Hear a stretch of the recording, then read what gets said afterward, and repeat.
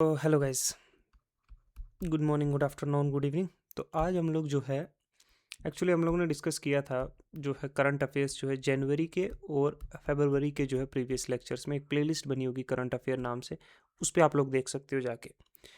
तो इस लेक्चर में हम लोग जो है मार्च 2025 का करंट अफेयर करेंगे। ये पार्ट है एक्चुअली जो 1.5 ईयर जो है 1.5 ईयर का जो हम लोग करंट अफेयर्स कर रहे हैं, ठीक है, जो 2025 से लेकर 2026 तक चलेगा।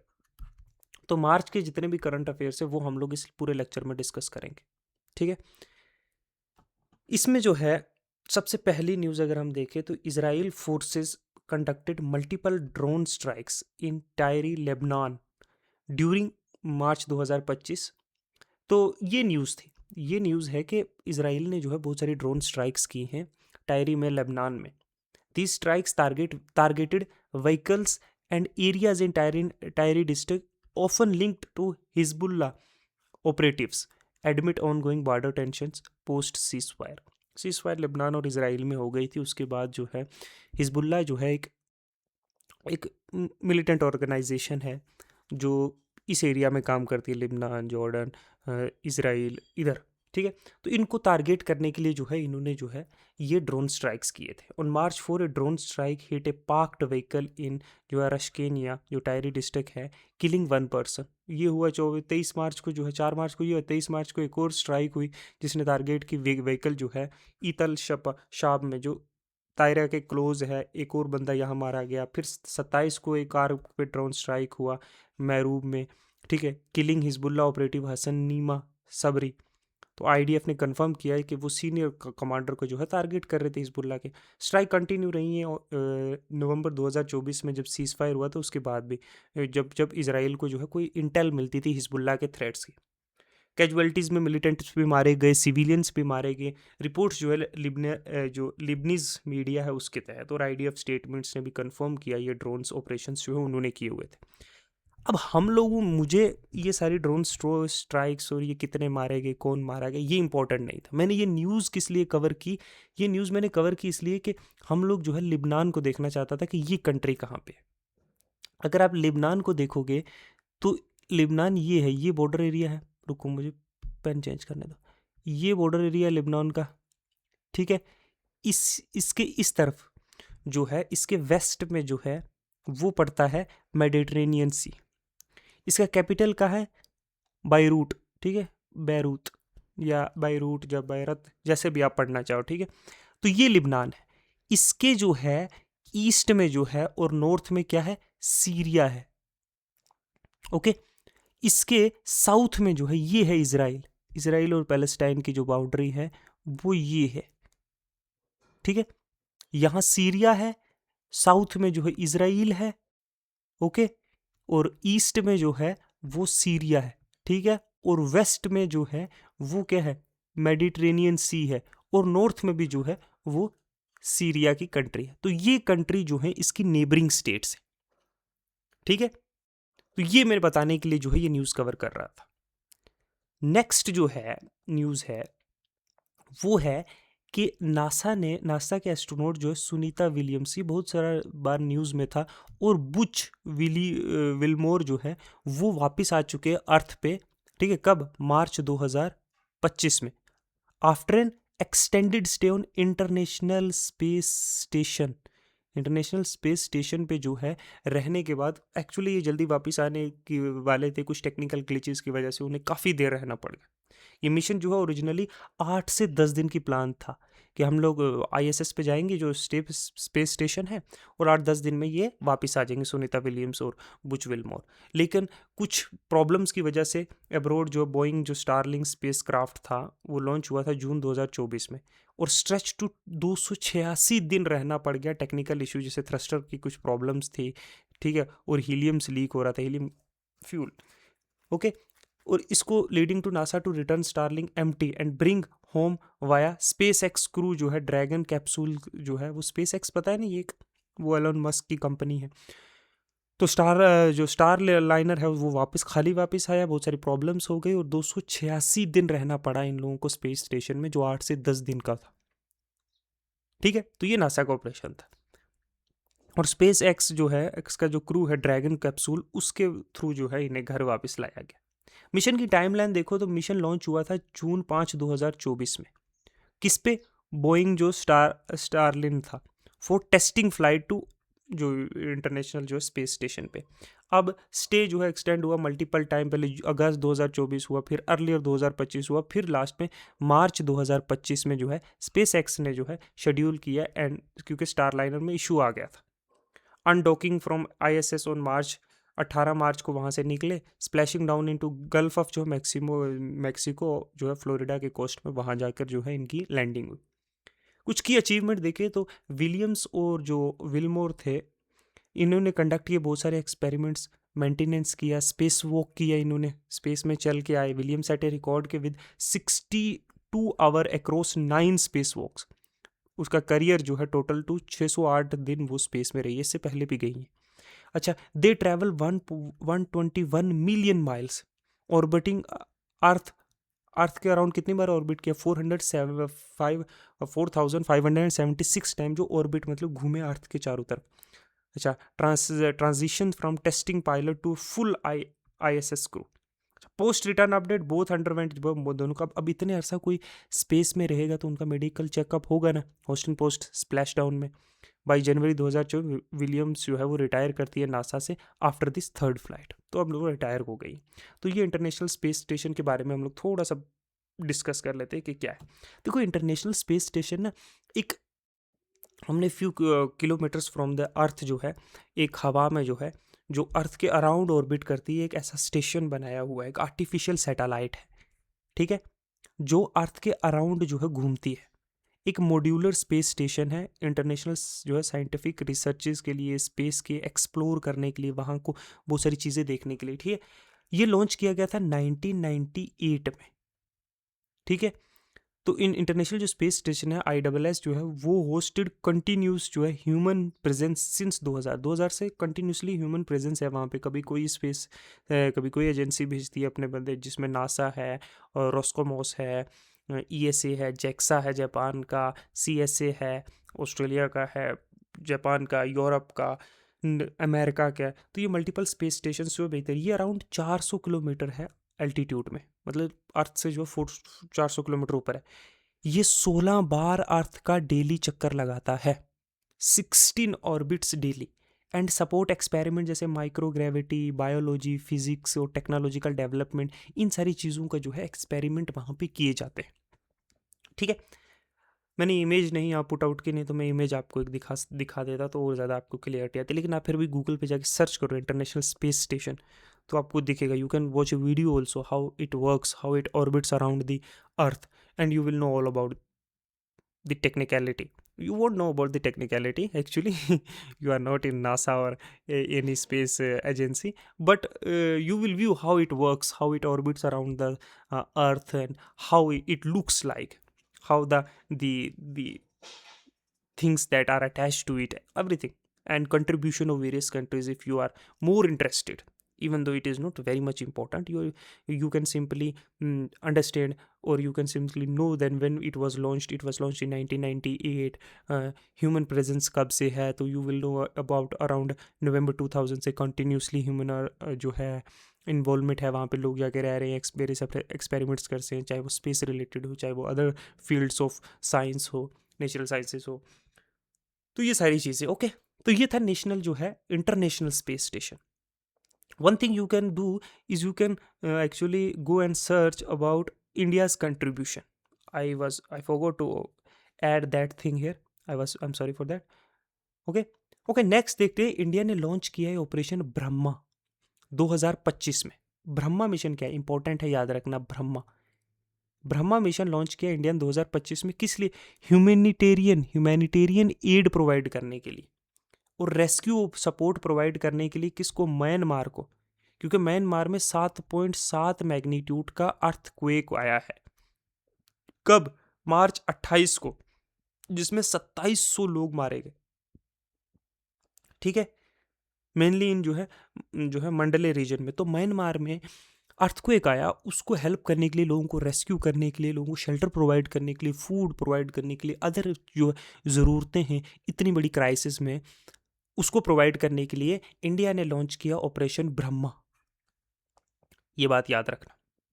अच्छा, ऑपरेशन की डिटेल देखें तो नेम्ड आफ्टर ऑपरेशन ब्रह्मा को जो है हिंदू गॉड जो है ब्रह्मा, उसके नाम पे जो है उन्होंने जो है ये सिंबलाइज जो है दिया गया नाम, क्योंकि ब्रह्मा जो है वो क्रिएशन और रीबिल्डिंग को जो है वो डिनोट करता है, सिंबलाइज करता है कि दोबारा से कोई चीज़ को बनाना और रीबिल्ड करना है, और बनाने वाले क्रिएटर एंड रीबिल्डर। तो इसलिए जो है इतना बड़ा डिवास्टेशन हुआ है, इतना बड़ा इंफ्रास्ट्रक्चरल नुकसान हुआ है, ह्यूमन लाइफ का लॉस हुआ है, लोगों के घर खत्म हो गए, तो क्रिएशन और रीबिल्डिंग के नाम पे जो है उन्हें ब्रह्मा का नाम दिया। इस मिशन ने जो है 80 मेंबर्स जो है नेशनल डिजास्टर जो है रिलीफ फंड के जो मेंबर हैं 80 मेंबर्स को जो है अर्बन सर्च और रेस्क्यू टीम्स को जो है जिनको प्रॉपर इक्विपमेंट के साथ स्निफर डॉग्स के साथ जो है भेजा है। क्या कोई कुछ लोग बहुत से लोग मलबे में फंसे होंगे, है क्या नहीं, तो उनको निकालने के लिए, उनको हेल्प करने के लिए इस क्राइसिस में जो है भेजा गया। प्लस 127 मेंबर जो है इंडियन जो है आर्म फील्ड हॉस्पिटल के, और 118 मेडिकल पर्सनल जो ट्रॉमा केयर और सर्जरी से रिलेटेड है, ताकि देखो ना पोस्ट डिज़ास्टर जो रिलीफ प्रोवाइड करनी है, पीपल बहुत सारे इंजर्ड भी होंगे, बहुत सारे मेंटली टॉर्चर्ड होंगे इतनी सिचुएशंस में, ठीक है, बहुत सारों को सर्जरी की ज़रूरत है, ट्रॉमा केयर की ज़रूरत है।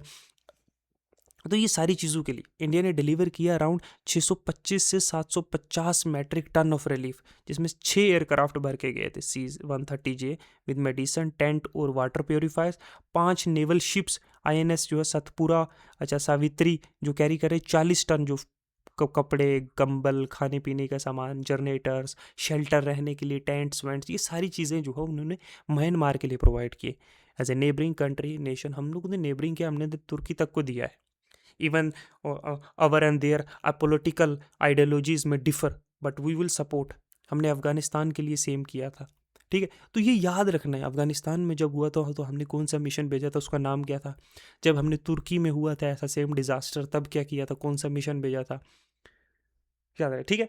की आउटकम ने प्राइम मिनिस्टर नरेंद्र मोदी ने जो है कोऑर्डिनेटेड विद म्यांमार्स लीडरशिप और एम्फसाइज किया और ये जोर दिया कि इंडिया जो है वो पहला रिस्पॉन्डर पॉलिसी जो हमारी है, वासुदेवा जो कुटुम्बुगा के कुटुम्बगम के हम एथोस में मानते हैं कि पूरी वर्ल्ड एक सिंगल जो है अम्ब्रेला के अंडर आता है। हम पहले रिस्पॉन्डर हैं जब किसी की मदद करनी हो। आईडी जो एनडीआरएफ है वो रिकवर्ड, उन्हें बॉडी रिकवर की है, सर्च में मदद की है जो क्रिटिकल होता है पहले 48 घंटे में। कोई इंडियन कैजुअलिटी रिपोर्ट नहीं हुई है। एड कंटिन्यू रही अप्रैल 2025 से, इंक्लूडिंग जो मैंडेटरी जो है मंडले एयरपोर्ट पे भी। अच्छा, अब म्यांमार के हम देखें तो ये है म्यांमार रीजन, ओके, ये म्यांमार है, ओके, दिस इज म्यांमार। तो ये साउथ ईस्ट एशियन कंट्री में आता है, ठीक है। इसकी बॉर्डर एरियाज देखें अगर हम लोग, तो इसमें कौन कौन सी कंट्रीज आती है, देखो ये यहां तक जाता है नीचे तक, ठीक है, यहां तक।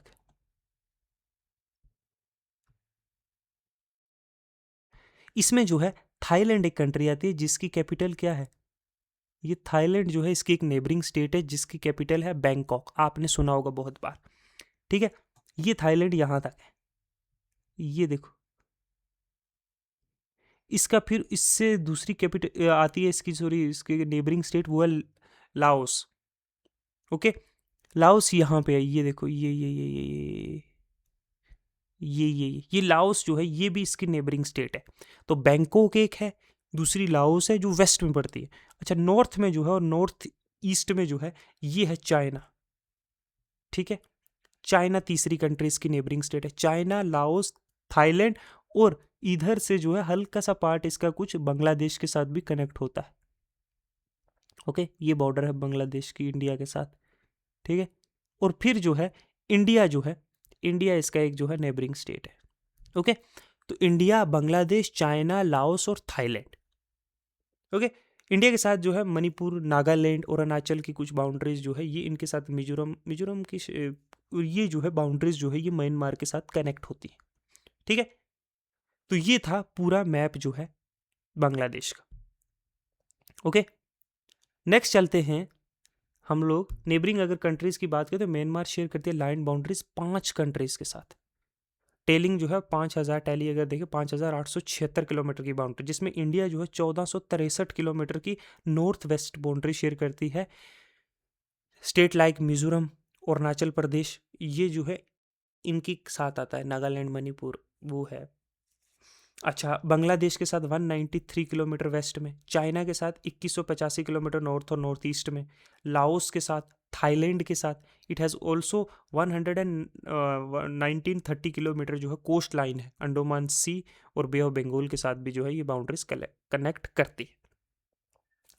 तो ये न्यूज़ थी, उससे रिलेटेड मैंने सोचा थोड़ी मैपिंग भी हो जाएगी म्यांमार के साथ साथ में, तो you will have a revision of Myanmar also, mapping. Next news है, India's immigration foreign bill 2025 was introduced in Lok Sabha on March 11 2025। देखो, बिल कहा जाता है, याद रखना बिल क्यों कहा गया है। जब तक कि ये पास नहीं होता ये एक्ट नहीं बनेगा, जब ये पास हो जाएगा तब कहा जाएगा India's immigration and foreign act 2025। अभी पास नहीं हुआ है तो इसे कहा जा रहा है India's immigration and foreign bill 2025। जब लोकसभा राज्यसभा से पास हो जाएगा, प्रेसिडेंट की कंसेंट मिल जाएंगे तो ये एक्ट बन जाएगा बिल। अभी ये बिल है जो इंट्रोड्यूस हुआ है लोकसभा में, तो उसके बारे में हम देखेंगे ये क्या है। टू आवर होल जो कॉलोनियल एरा के जो कॉलोनियल जो अंग्रेजों के टाइम के जो इमिग्रेशन के जो लॉज थे, आने इमिग्रेशन का पता है ना, ठीक है, जो बाहर से लोग अंदर आते हैं दूसरी कंट्रीज के, तो उसको जो है हटाने के लिए, उसको चेंजेस लाने के लिए इंडियाज़ का जो है इमिग्रेशन और फॉरेन बिल 2025 इंट्रोड्यूस हुआ है, कहीं ना कहीं हमारे नेशनल सिक्योरिटी को और मजबूत करने के लिए, क्योंकि किस किस टाइप के लोग आते हैं क्या पता है। अच्छा, कुछ की प्रोविजंस देखे तो बिल ने रिपेल किए 4 जो है आउटडेटेड एक्ट्स जो बहुत पुराने थे, जैसे passport entry into India act है 1920 का, जिसको 100 साल से ऊपर हो गए हैं, ठीक है। फिर जो है ये 1920 का जो है passport entry into India act 1920। दूसरा जो है रजिस्ट्रेशन ऑफ फॉरेन एक्ट 1939, तो ये भी 50 60 70 साल पुराना फॉरेन एक्ट 1946 का, आज़ादी से पहले का और इमिग्रेशन का। फिर करियर लाइबिलिटी एक्ट 2000 का, जो मैंडेट करता है 360 डिग्री जो है स्क्रीनिंग जो है फॉरनर्स की across 24 parameter, technical driven tracking, IVFRT system and mandatory registration by institution like hospital and university. तो ये सारी चीज़ें। अच्छा, पैसेज और इम्पैक्ट, लोकसभा ने पास किया ये बिल जो है 27 मार्च 2025 को, विद अमित शाह जो है ना, उसने जो है जोर दिया कि ये रोकेगा, प्रिवेंट करेगा इंडिया को धर्मशाला बनने से, क्योंकि कोई भी आ रहा रह रहा है, जब कोई कोई रोक टोक कुछ नहीं है, इस चीज़ को ख़त्म करने के लिए जिसका मन आए वो आ जाएगा नहीं। और plus streaming processes with streamlining process के cutting immigration time to 1-2 minutes, ये नहीं इमिग्रेशन के लिए कितने हफ्ते लग जाए, टूरिज्म है, हर चीज़ के हर टाइप के लोग आ रहे हैं जा रहे हैं, तो 2-3 मिनट में इमिग्रेशन जो है कटिंग स्ट्रीमलाइन होगी प्रोसेस। राज्यसभा ने अप्रूव किया 1 मार्च 2025 को, boosting security, economy and global talent attraction. बहुत सारी चीज़ें इससे फ़ायदा होगा, इकोनॉमी में भी, सिक्योरिटी में भी मजबूती आएगी, हमें पता चलेगा कौन आए। तो ये न्यूज़ थी, ठीक है, इंडियाज़ इमिग्रेशन और फॉरेन बिल की। इसने वेरियस जो एक्ट्स को जो है रिप्लेस करेगा वो आप याद रखना है, ठीक है। उसमें पासपोर्ट है, एंट्री इनटू इंडिया एक्ट है, रजिस्ट्रेशन ऑफ फॉरेन एक्ट 1939 जो फॉरेन एक्ट 1946 में जो लागू हुआ था। अच्छा, करियर्स लाइबिलिटी एक्ट है 2000 का, तो ये सारी चीज़ों को इनको रिप्लेस करेगा एक सिंगल लॉ। अच्छा, एक नेक्स्ट न्यूज़ है कि इंडिया ने एज्यूम किया है चेयरमैनशिप जो है इंडियन ओशन रिम एसोसिएशन की 2025 में for 2 year terms until 2027, transitioning from its prior role as a vice chair. तो इंडिया ने जो है चेयरमैनशिप ली है IORA की, जो इंडिया ओशन रिम एसोसिएशन है, 2 साल के लिए 2025 में, मतलब 2027 तक। पहले वाइस चेयर का रोल था।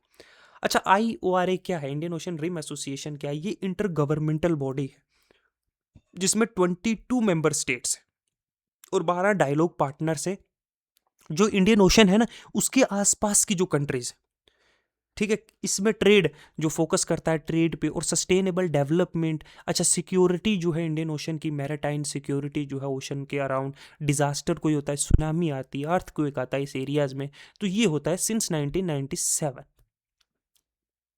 तो ये वेरियस जो है 22 गवर्नमेंट्स जो है आपस में मिलकर जो है, और 12 डायलॉग पार्टनर्स हैं, ये आपस में मिलकर कॉपरेट करके इस एरियाज़ के जो है, इस एरिया में जितना ट्रेड हो रहा है, इसमें डेवलपमेंट है, इसमें सिक्योरिटी किसके इश्यूज़ है, इसमें डिजास्टर्स हो रहे हैं कोई, उन सबको देखेगा, उन सब में एक दूसरे के साथ कॉपरेशन करेगा। इंडिया की प्रायोरिटीज़ क्या है? अच्छा, ड्यूरिंग दिस जो है हैंड ओवर जो जो 24 जो काउंसिल ऑफ मिनिस्टर्स की जो मीटिंग हुई, जो वर्चुअली हुई थी, मतलब ये नहीं कि सब लोग जाके मिले, बट ऑनलाइन हुई थी, श्रीलंका ने होस्ट किया था। ऑन 21 जो है मई 2025 में India committed to boost IORAs जो है बजट वाया कि हम लोग जो है बजट को जो है बूस्ट करेंगे, हम पार्टनरशिप से टेक्नोलॉजीज़ को जो है और इन्फ्यूज़ करेंगे यहाँ के मैनेजमेंट को लिए, फॉर डेटा के मैनेजमेंट के लिए। और हम लोग डेवलपिंग मैरीटाइम एजुकेशन जो प्रोग्राम्स है अलाइन विद जो सागर विजन है इंडिया का, उसके साथ हम अलाइन करेंगे ना, कि जो और द कोलंबो जो communique adopted the emphasis of regional cooperation and counter terrorism भी होगा। तो वेरियस इश्यूज है रिलेटेड सिक्योरिटी, उसको टैकल करेंगे हम, मल्टीपल स्टेक होल्डर्स के साथ मिलकर जो है काम करेंगे। अच्छा, अगर कंट्रीज देखें तो मैंने यहाँ दिया हुआ है कौन कौन सी कंट्रीज जो है, जो इंडियन ओशन जो रिम एसोसिएशन है उसके जो इंडियन ओशन जो रिम एसोसिएशन है उसके मेंबर कौन कौन सी कंट्रीज है वो देखते हैं। देखो रीजन में देखा, अगर एशिया में देखो आप, एशिया में जो है वो इंडिया है, ठीक है, बांग्लादेश है, इंडोनेशिया है, ईरान है, मलेशिया है, मालदीव्स है, ओमान है, सिंगापुर है, श्रीलंका, थाईलैंड, यूनाइटेड अरब अमीरात और यमन। देखा जाए तो ये सारी कंट्रीज जो हैं कहीं ना कहीं इंडियन ओशन से जो है वो क्या है, they are connected to Indian Ocean. ये बात आप जान रहे हो। तो all these countries somewhere their borders are connected to Indian Ocean. तो उसमें इंडिया, बांग्लादेश, इंडोनेशिया, ईरान है, Malaysia, Maldives, Oman, Singapore, Sri Lanka, Thailand, United Arab अमीरात और यमन। ये एशियन कंट्रीज हैं जो क्या है, जो IORA के मेंबर है, इंडियन ओशन ड्रीम एसोसिएशन के मेंबर है। अच्छा, फिर अफ्रीकन कंट्रीज जो हैं, जो अफ्रीकन कंट्रीज हैं उसमें जो है कोमोरोस है, कीनिया, मेडागास्कर है, मॉरिशस है, मोजम्बिया है, अच्छा सिचल्स है, सोमालिया, साउथ अफ्रीका और तंजानिया। ठीक है। अच्छा, ओशियाना कंट्रीज जो हैं उसमें ऑस्ट्रेलिया है इसका मेंबर, और यूरोप में से जो है फ्रांस है। ये दूर की ये जो है फ्रांस जो है इंडियन ओशन का पार्ट नहीं है, बट फिर भी जो है ये मेंबर कंट्रीज हैं इसके। ठीक है, चलते हैं। अच्छा, इंडियन ओशन जो रिम एसोसिएशन जो है उसकी इंपॉर्टेंस क्या है। देखो, जितना जो इंडियन ओशन है रिम एसोसिएशन है वो एक बड़ा स्ट्रेटेजिक, इकोनॉमिक और जियोपॉलिटिकल इंपॉर्टेंस रखता है इंडिया के लिए भी। जो उसका सागर प्रोजेक्ट है, जो उसका मतलब सागर मतलब जो सिक्योरिटी और ग्रोथ के लिए है फॉर ऑल द रीजन्स, ये हमने सागर में एक प्रोजेक्ट है, एक हमारे पॉलिसी है। अच्छा, विजन है एज ए करंट चेयर 2025-26 क्या है कि इकोनॉमिक बेनिफिट्स, इकोनॉमिक मतलब इंडियन ओशन कैरी करता है 75% ग्लोबल ट्रेड एंड 50% जो ऑयल शिपमेंट्स हैं with with intra IRO trade जो है, जो हमारे IRO मेंबर्स के बीच में 800 बिलियन का ट्रेड है एज ऑफ 2023।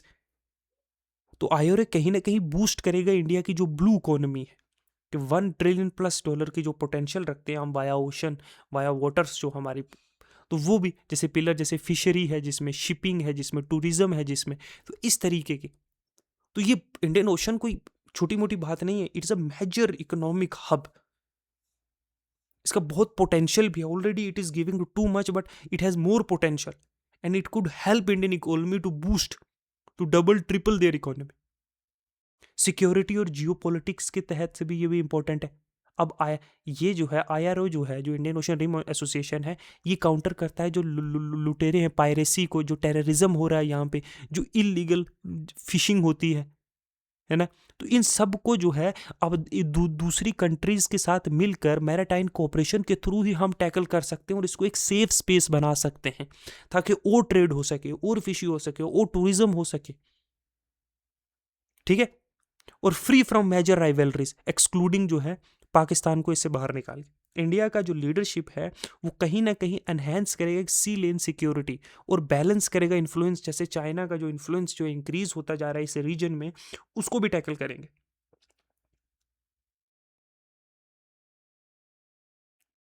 ठीक है, कुछ बाकी प्रायोरिटीज की अगर हम बात करें तो फोकस किया जाएगा क्लाइमेट रेजिलियंस पे, डिजास्टर मैनेजमेंट पे। क्लाइमेट रेजिलियंस समझते हो ना, समझो वेरियस जब क्लाइमेटिक इफेक्ट्स होता है, खास for example surface temperature of the ocean is increasing, उसको कैसे टैकल करना है ताकि कम से कम इफेक्ट हो। अच्छा, disaster management, for example the Indian ocean there, जैसे 2012 में सुनामी आई थी, सुनामी आती है, कोई अर्थक्वेक होता है, उससे जो है, या वोल्केनिक एरप्शन है, उससे जो इफेक्ट होंगे लोग, उनको कैसे मैनेज करना है। सस्टेनेबल डेवलपमेंट किया जाएगा, ऐसे डेवलपमेंट्स, मतलब कि जो फ्यूचर जनरेशन में जिसका इम्पैक्ट कम हो। ठीक है। India pushes tech integration, funding via PPP, मतलब पब्लिक प्राइवेट जो है प्लेटफॉर्म्स के थ्रू जो है फंड दिया जाएगा, कैपेसिटी बिल्डिंग की जाएगी नेशंस की विच डोंट हैव इनफ। तो ये था इंडियन ओशन रिम एसोसिएशन के। इसके मेंबर्स के बारे में याद रखना, कौन कौन से मेंबर्स है, इसकी इंपॉर्टेंस को याद रखना। बाकी इतना ज़्यादा है और कुछ नहीं है इसमें याद करने लायक। नेक्स्ट न्यूज़ है, इंडिया और मॉरिशस ने जो है वो एलिवेट की है, मतलब बढ़ाई है या प्रमोट की है, देयर जो है लॉन्ग स्टैंडिंग जो टाइज थी to a enhanced strategic partnership. तो ये पार्टनरशिप्स होती है दो कंट्रीज के बीच में, पहले strategic partner, enhance strategic partnership है ना, तो कॉम्प्रिहेंसिव इकोनॉमिक पार्टनरशिप अलग अलग टाइप की होती है। प्राइम मिनिस्टर नरेंद्र मोदी ने विजिट किया मॉरिशस मार्च जो है 11/12/2025 को। ठीक है। Coinciding with the island Nations जो है उनके 57th इंडिपेंडेंट डे पे। कुछ की हाईलाइट है, लीडर्स ने साइन किए 8 जो है मेमोरेंडम ऑफ अंडरस्टैंडिंग, जो मैरिटाइम सिक्योरिटी पे है, ट्रेड पे है, जो लोकल करेंसी में हम लोग ट्रेड करेंगे एक दूसरे के साथ, तुम रूपी में करोगे, हम मॉरिशस करेंसी तुमसे लेकर करेंगे, तुम्हारे यहाँ से मॉरिशस कंट्री का यूज़ करके वहाँ से माल खरीदेंगे। तो ये तरीके हैं। बहुत सारी एसएमई पे किया है, स्मॉल मीडियम इंटरप्राइजेस पे। अच्छा, फाइनेंशियल जो है क्राइम किस तरह से हम कम कर सकते हैं, पब्लिक सर्विस कैपेसिटी बिल्डिंग, तो बहुत सारी चीज़ें। मोदी ने अनाउंस किया इंडिया का महासागर विजन, म्यूचुअल और holistic advancement for security and growth across region. दो कंट्रीज के बीच में मिलकर हम जो किस तरीके से जो सिक्योरिटी इश्यूज हैं उसको टैकल करेंगे, रीजनल स्टेबिलिटी को कैसे जो है बरकरार रखेंगे, बाहर के जो एक्सटर्नल इश्यूज हैं जैसे चाइना जैसे है, उनका इन्फ्लुएंस कैसे कम किया जाए। ठीक है, हम लोग उतना फाइनेंसेस तुमको प्रोवाइड करेंगे जितना चाइना प्रोवाइड करता है। ठीक है, ऐसी चीज़ों को हम लोग टैकल करेंगे। ठीक है। अच्छा, स्ट्रेटेजिक कमिटमेंट्स, इंडिया ने प्लेज किया है a new parliament building as a gift from the mother of democracy. तो वहाँ पे एक नई पार्लियामेंट्री बिल्डिंग बनाएंगे जिसका नाम दिया है gift from the mother of democracy. India को माना जाता है $680 बिलियन का एड देंगे इंफ्रास्ट्रक्चर और शेगोस सर्विलेंस के लिए। फेज 2 में हम लोग कम्युनिटी प्रोजेक्ट्स बनाएंगे, तो हम लोग डेवलपमेंट करेंगे वहाँ पे। हम लोग ने कमिटमेंट दिया है। वैसे हमारी कमिटमेंट जो देते हैं हम लोग उतना फास्ट नहीं कर पाते, इसकी वजह से बहुत सारे हमारे रिलेशन ब्रेकडाउन्स भी हुए हैं। नेपाल में देख लो, we were doing multiple जो है power projects but we were not finishing on times, but hope we do that in these countries like China does actually। में चाहे वो अपने फ़ायदे के लिए करता है बट कौन नहीं करता। तो हम डिफेंस के, शिप डिप्लॉयमेंट के लिए, हाइड्रोग्राफी सर्वेज, इन सारी चीज़ों को हम बिल्ड करेंगे। शेयर हिस्ट्री, कल्चर, आईआरओ की सिनर्जी है जो इंटरनेशनल रिम एसोसिएशन की, तो बोथ नेशंस को एज ए की, क्योंकि ओशन पार्टनर से हम लोग, तो हम लोग बहुत सारी डेवलपमेंट्स वहाँ पे करेंगे। उन लोगों की जो है हमारे साथ होगी तो ट्रेड हर चीज़ में फ़ायदा होगा। अच्छा, महासागर एक जो मोदी जी ने वहाँ पे कहा, ये एक म्यूचुअल और holistic advancement for security and growth across regions, एक हमारा जो है एक नया कोई प्रोजेक्ट। अच्छा, इंडिया ने जो है, India updated maritime vision announced by PM Narendra Modi during 2025 में, जो मॉरिशस में हमने किया था ये महासागर प्रोजेक्ट। एवोल्यूशन हुआ है सागर से। सागर प्रोजेक्ट जो 2015 में जो लॉन्च किया था, सिक्योरिटी और ग्रोथ जो है सारे रीजन्स की, for all in the region, मतलब जो इंडियन ओशन के अराउंड के रीजन है उनकी सिक्योरिटी और उनकी ग्रोथ के लिए सागर डॉक्ट्रिन था, जो एक्सपैंड करता था इंडियन ओशन के लिए, फोकस करता था यहाँ के ग्लोबल जो पानी में जितनी भी समस्याएं, मैरिटाइम स्ट्रेटजीज हैं, ग्लोबल साउथ को लेते हुए हमारे जो इनिशिएटिव है यहाँ की सिक्योरिटी को इंटीग्रेट करने के लिए, इकोनॉमिक डिप्लोमेसी के लिए, टेक्नोलॉजी के लिए, सस्टेनेबिलिटी के लिए, उसी को हमने अपग्रेड करके प्रमोट करके महासागर ले आए हैं। ठीक है, एनहेंस करेंगे maritime security, trade, connectivity, capacity building. ठीक है, वही चीज़ें हैं। ठीक है, काउंटर करेंगे इन्फ्लुएंस जो इंडिया जो चाइना का बीआरआई है, ठीक है, ब्रिज एंड रोड जो है, रोड इनिशिएटिव्स है जो थ्रू इंक्लूसिव पार्टनरशिप हम इनके साथ करेंगे, हम लोग उस चीज़ को जो है काउंटर करने के लिए चाइना के। ठीक है, अच्छा, प्रमोट जो है ब्लू इकोनॉमी को प्रमोट करेंगे, डिजास्टर रेजिलियंस करेंगे, एंड वासुदेवा कुटुंबकम जो है उसको जो है शेयर प्रोस्पेरिटी एथोस, ये मल्टीपल चीज़ें हैं, ब्लै ब्लै। महासागर और सागर आप याद रखना कब जो है लॉन्च हुए थे। महासागर जो है मॉरिशस के विजिट 2025 में हुआ, सागर जो है 2015 में हुआ था। ये सिक्योरिटीज़ और ग्रोथ जो है दोनों कंट्रीज आपस में जितने भी मेंबर नेशंस हैं इंडियन ओशन के, उनके साथ मिल के किए जाने वाली चीज़ें हैं। अच्छा, नेक्स्ट है, एक न्यूज़ है कि ऑस्ट्रेलिया ने जो है एक नया रोड मैप जो है अनवेल किया है for economic engagement with India. India के साथ इकोनॉमिक और ज़्यादा इंक्रीज्ड इकोनॉमिक जो इंगेजमेंट है, हम लोग मल्टीपल ट्रेड डील्स जो है मल्टीपल ट्रेड्स करेंगे, जिससे डीपन होगा ट्रेड और इन्वेस्टमेंट। एक दूसरी कंट्रीज में हम लोग इन्वेस्टमेंट करेंगे, ट्रेड करेंगे, उसको इंक्रीज करने के लिए जो है वो जो है किया गया है। एक नया उन्होंने रोड मैप निकाला है ऑस्ट्रेलिया ने कि किस तरीके से इन्हेंस किया जा सकता है इंडिया के साथ ट्रेड और इन्वेस्टमेंट। ये स्ट्रेटेजिक प्लान जो बिल्ड किया है इंडिया का, जो पहला सा इंडिया ऑस्ट्रेलिया का जो इकोनॉमिक कोऑपरेशन और ट्रेड एग्रीमेंट था ईसीटीए, उसी के ऊपर। और टारगेट किया है कि हाई ग्रोथ सेक्टर्स जो हैं, जो सेक्टर्स ज़्यादा इंक्रीज हो रहे हैं क्योंकि इंडिया का इकोनॉमिक इंपॉर्टेंस बढ़ रहा है, ठीक है, उसके साथ साथ हम वो अब टारगेट करेंगे जो जो सेक्टर्स हाई ग्रोथ रेट है उसमें और इन्वेस्टमेंट्स लाई जाएंगी, उसके साथ और ट्रेड किया जाएगा, ताकि तो ये दोनों कंट्रीज का फायदा होगा। लॉन्च डिटेल ऑस्ट्रेलिया के प्राइम मिनिस्टर जो है एंथनी जो एल्बनीसी है, उसने लॉन्च किया रोड मैप फरवरी 26 2025 को मेलबर्न में। जो फॉरेन मिनिस्टर है पेनी वोंग और ट्रेड मिनिस्टर जो है डॉन फेरल, उन दोनों ने प्रेजेंट किया था। इन्होंने आइडेंटिफाई किए नियरली 50 अपॉर्चुनिटी, जैसे डिफेंस में, स्पोर्ट्स में, कल्चर में, स्पेस में, टेक्नोलॉजी में। इन एरियाज में इन्वेस्ट किया जाएगा, ग्रोथ होगी, ट्रेड होगा आपस में, तो म्यूचुअल बेनिफिट्स के लिए कुछ की सेक्टर है। द रोड मैप ने एम्फसाइज किया है 4 सुपर हाईवेज फॉर ग्रोथ, कि क्लीन एनर्जी पे इन्वेस्ट किया जाएगा एक दूसरे दोनों कंट्रीज के द्वारा, एजुकेशन और स्किल पे, एग्री बिजनेस पे मतलब एग्रीकल्चर बिजनेस पे, और टूरिज्म पे।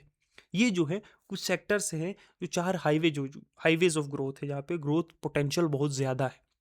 दीज लेवरेजेस, ये ऑस्ट्रेलिया की strength to support India is need in, जैसे ऑस्ट्रेलिया जो है वो सपोर्ट करेगा इंडिया को जो है रेवन्यूएबल्स में, वर्क फोर्स डेवलपमेंट में, फूड सिक्योरिटी में, पीपल टू पीपल लिंक में। Okay, supporting initiative. अच्छा, ऑस्ट्रेलिया ने इंट्रोड्यूस किया है इंडिया ऑस्ट्रेलिया जो है trade and investment accelerator fund, जो है ऑस्ट्रेलिया इंडिया बिजनेस एक्सचेंज, ए री इन्वोगेटो सीओ फोरम, एंड एक्स्ट्रा जो है 4 बिलियन यूएस 4 मिलियन जो है for Maitri grant programme, boost करने के लिए इंडिया का बिजनेस और कल्चरल टाइज को दोनों कंट्रीज के। इसका एम है कि जो बायलेटरल ट्रेड है, जो दोनों कंट्रीज के बीच में ट्रेड है, वो बेनिफिट होगा, और projected to benefit from ECTs tariff saving जो है यूएस $2 बिलियन का बाय द एंड। इतना टैरिफ जो है हम लोग जो है $2 बिलियन तक का टैरिफ जो है वो बचा सकते हैं। टैरिफ होता है द कंट्री जो है दूसरे के इंपोर्ट पे जो है वो डालती है, पैसा लगाती है। जो ब्रॉडर कॉन्टेक्स्ट में जो बायलैटरल ट्रेड है दोनों कंट्रीज का, वो $24 बिलियन का है। एज ऑफ अर्लियर 2025 दोनों कंट्री एक दूसरे के साथ इंपोर्ट एक्सपोर्ट की जो वैल्यू है $24 बिलियन है यूएस का। विद इंडिया, जो इंडिया है एज ऑस्ट्रेलिया का 8वां लार्जेस्ट पार्टनर है। तो नेगोशिएशन कंटिन्यू है एक टूवर्ड्स एक कॉम्प्रिहेंसिव इकोनॉमिक कोऑपरेशन एग्रीमेंट की। कॉम्प्रिहेंसिव इकोनॉमिक पार्टनरशिप क्या होता है वो हम इकोनॉमी में देखेंगे, ठीक है। इतना याद कर लो कि ये एक इंपोर्ट एक्सपोर्ट पे बहुत सारी जो है हमें छूट देता है एक दूसरी कंट्रीज को, जो जो आइटम्स इसमें होती है। तो रोड मैप सपोर्ट करेगा एक पीसफुल इंडो पैसिफिक और economic diversification for both Nations. अब ये नेशंस आपस में जो है जो इतनी इकोनॉमिक्स पार्टनरशिप कर रही है, ये क्यों कर रही है? बिकॉज पास्ट टाइम में यूरोपियन यूनियन और जो है अमेरिका पे बहुत ज़्यादा रिलायंस होता था, और आप देख रहे हो कि वर्ल्ड ट्रेड ऑर्गेनाइजेशन भी फेल हो गई है। How the US are putting tariffs on every third country. तो इसलिए कंट्रीज जो है दूसरे सेफर ऑप्शंस ढूंढ रही हैं एक दूसरी कंट्रीज के साथ जो इस तरह के ट्रेड एग्रीमेंट्स करके, ठीक है। नेक्स्ट चलते हैं, न्यूज़ था ओटावा कन्वेंशन। अच्छा, ये ओटावा कन्वेंशन एक न्यूज़ में था, तो मैंने सोचा इसके बारे में डिस्कस कर लेते हैं। इसको फॉर्मली कहा जाता है as a convention on prohibition of use, stockpiling, production and transfer of anti personnel mines on their destruction. देखो, यूज़ की या ऐसे स्टॉक पाइलिंग की या बनाने की या ट्रांसफ़र करने की ऐसी माइंस जो है एंटी पर्सोनल माइंस जो ख़त्म कर दी गई है। देखो ये 1997 की एक ट्रीटी है जो बैन करती है किसी तरीका का भी एंटी पर्सनल माइंस। ठीक है ना? The use of men to dig the mines, ये इंटर हुआ था 1999 में, ये रेक्टिफाई किया गया 165 स्टेट के द्वारा। कोर प्रोविजन है, ये ट्रीटी जो है रिक्वायर्ड करती है जो सिग्नेटरी जो साइन करेगा, ठीक है, डिस्ट्रॉय करने के लिए जितने भी स्टॉक पाइल्ड है माइंस में, क्लियर करेगा माइन एरियाज को, प्रोवाइड करेगा विक्टम्स को असिस्टेंस जो जो लोगों को है ना, विद नो रिजर्वेशन अलाउड। ये स्टैब्लिश करता है anti personnel mine ban treaty and mandate annual transparency report. कोई नॉन सिग्नेटरीज को भी जो है इंक्लूड मेजर पावर जैसे यूएस है, रशिया है, China, India due to security concerns. ये नॉन सिग्नेटरीज ने साइन नहीं किया हुआ। रिसेंट डेवलपमेंट क्या है? अर्लियर 2025 में पोलैंड जो है, फिनलैंड, एस्टोनिया, लाताविया, लुथेनिया और बाकी ने अनाउंस किए प्लान्स के वो विड्रॉ करेंगे क्योंकि रशिया का जो एग्रेशन हुआ यूक्रेन में एज ए थ्रेट नेसेसिटी कि लैंड माइन डिफेंसेस के लिए। तो ये सारी चीज़ें इसको छोड़ो। अच्छा, फरवरी 2025 में रिजर्व बैंक ऑफ इंडिया जो आरबीआई है उसने कंडक्ट किए हैं multiple liquidity infusion operations including open market operation of a variable rate repo auction to address the high systemic liquidity deficit that reached one of the lowest level in 15 years. Liquidity deficit, liquidity पहले तो ये समझो कि liquidity क्या होता है। तो liquidity is how much money is in the system, how much money in the market. Liquidity deficit is means कम पैसा होना, कम कैश होना सिस्टम में अक्रॉस, मतलब सिस्टम मतलब इन लोगों के हैंड में या बैंक्स में या मार्केट में कहीं पे भी। तो आरबीआई ने जो है बहुत सारे मल्टीपल लिक्विडिटी इन्फ्यूजन ऑपरेशंस किए जिससे जो है कैश जो है और जाएगा बाहर, ठीक है, सिस्टम में, और जो है क्या होगा, जो डेफिशिएट है, जो कम है, वो बढ़ेगा। जैसे ओपन मार्केट ऑपरेशन होता है, वेरिएबल रेट रेपो ऑक्शन है, वेरियस टूल्स होते हैं, तो वो हम पढ़ेंगे। अच्छा, लिक्विडिटी डेफिशिएट कॉन्टेक्स्ट। देखो बैंकिंग सिस्टम्स जो है liquidity turn significantly deficient due to seasonal factor, जैसे एडवांस टैक्स आउटफ्लो हुआ, जीएसटी की पेमेंट्स हुई, लोगों ने जीएसटी पेमेंट दी सरकार को, प्लस ईयर एंड जो है कैश डिमांड। तो with the deficit peaking at levels not seen since 2010, तो 15 सालों में पहली बार हुआ कि इतना कम जो है कैश फ्लो है, लोगों के पास पैसा कम है हाथ में, मतलब बैंक्स में होगा, अकाउंट्स में होगा, but weighting average interbank rate spike promoting RBI intervention stabilise करने के लिए। समझाता हूँ मैं। आरबीआई ने अनाउंस किया कि वो 60,000 करोड़ जो है इन गवर्नमेंट सिक्योरिटी परचेजेस, मतलब अब देखो जब मार्केट में लिक्विडिटी कम होगी तो मार्केट से क्या करते हैं कि गवर्नमेंट सिक्योरिटीज़ को आरबीआई खरीदता है। तो आरबीआई जब गवर्नमेंट सिक्योरिटीज़ को खरीदेगा तो पैसा देगा, कैश देगा, मनी देगा। तो मनी कहाँ जा रहा है? बाहर जा रहा है, और गवर्नमेंट सिक्योरिटीज़ अंदर आ रही है, तो मार्केट में क्या हो, पैसा ज़्यादा हो रहा है। तीन जो है ओपन मार्केट जो है trenches of 20,000 crore each on January 10, February 13 and February 20, a 56 days variable repo rate auction for 50,000 crore जो है occurred on February 3 along side forex swap हुआ है टू इंजेक्ट ड्यूरेबल रुपए जो है लिक्विडिटी। तो ये मल्टीपल ऑपरेशंस किए गए। फैक्टर्स जो है जैसे tax outflow, advance tax payment किए गए दिसंबर 2024 और जनवरी 2025 में जो एक्सीड कर रहे थे 3 लाख करोड़। जीएसटी का कलेक्शन फर्दर इसने लिक्विडिटी को कम किया।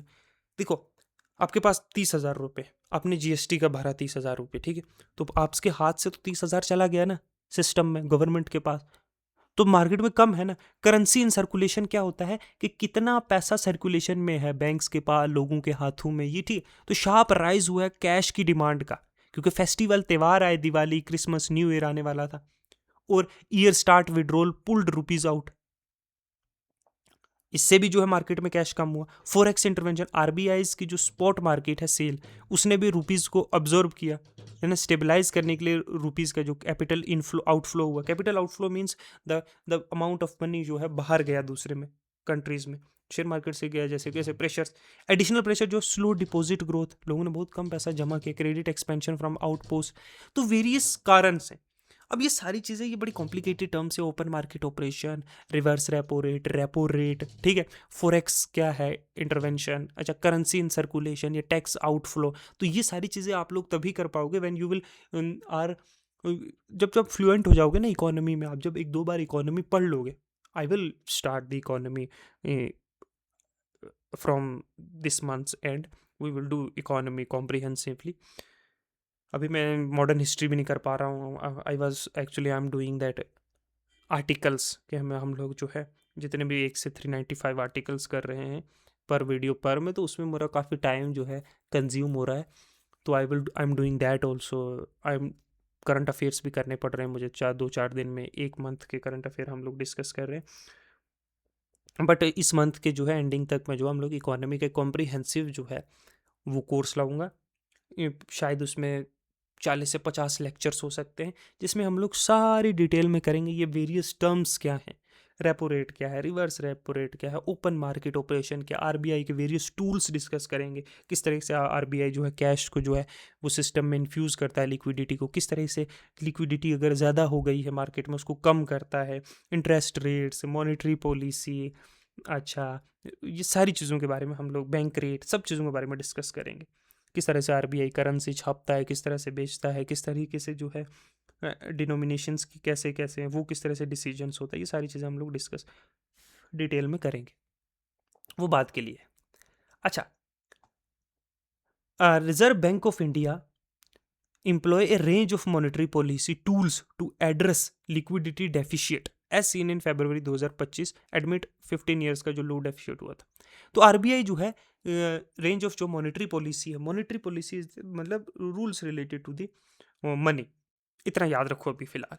तो बहुत सारे टूल्स का यूज़ करती है, जैसे short term tool RBI use करती है variable repo rate, reverse repo rate का यूज़ करती है, ऑक्शंस फॉर वेरिंग टेनर्स, ओवरनाइट 14 दिन इंजेक्ट करने के लिए, अब्जॉर्ब करने के लिए जो है लिक्विडिटी को। अच्छा, फिर एक टूल है स्टैंडिंग डिपॉजिट फैसिलिटी, ये भी आप नहीं समझ पाओगे, मार्जिनल स्टैंडिंग फैसिलिटी ये भी आरबीआई का टूल है ना, जो कॉरिडोर बाउंड है, रेपो रेट है।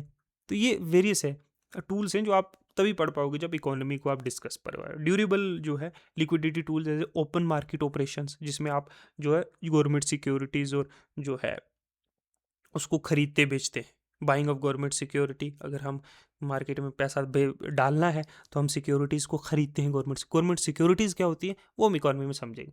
अच्छा, अगर आपको मार्केट में से लिक्विडिटी को कम करना है, कैश का फ्लो को कम करना है, तो आप जो है गवर्नमेंट सिक्योरिटी बेचते और कैश जो है लेते आइए आरबीआई।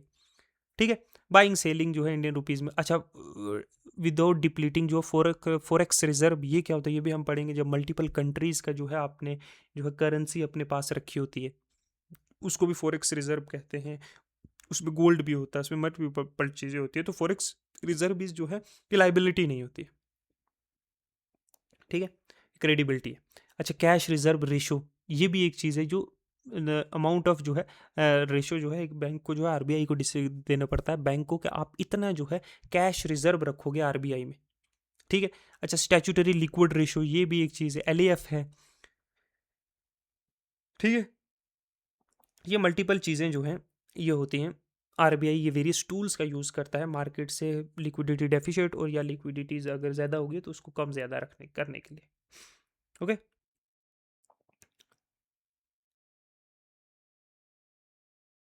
अच्छा, एक नेक्स्ट क्वेश्चन है कि आरबीआई ने इशू किया है revise master direction policy on priority sector lending, target and classification on March 2024 effectively on 1 अप्रैल 2।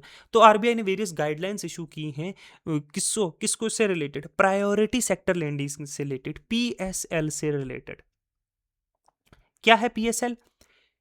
ये डायरेक्शन अप्लाई होती हैं टू कमर्शियल बैंक, जो कमर्शियल बैंक्स हैं, आरआरबी हैं, रीजनल रूरल बैंक्स हैं, एसएफबी है, यूसीबीज हैं, एक्सक्लूडिंग जो सैलरी है अर्नर्स हैं बैंक के, जो मतलब बैंक में जो सैलरी लेके काम करते हैं उनको छोड़ कर, है ना।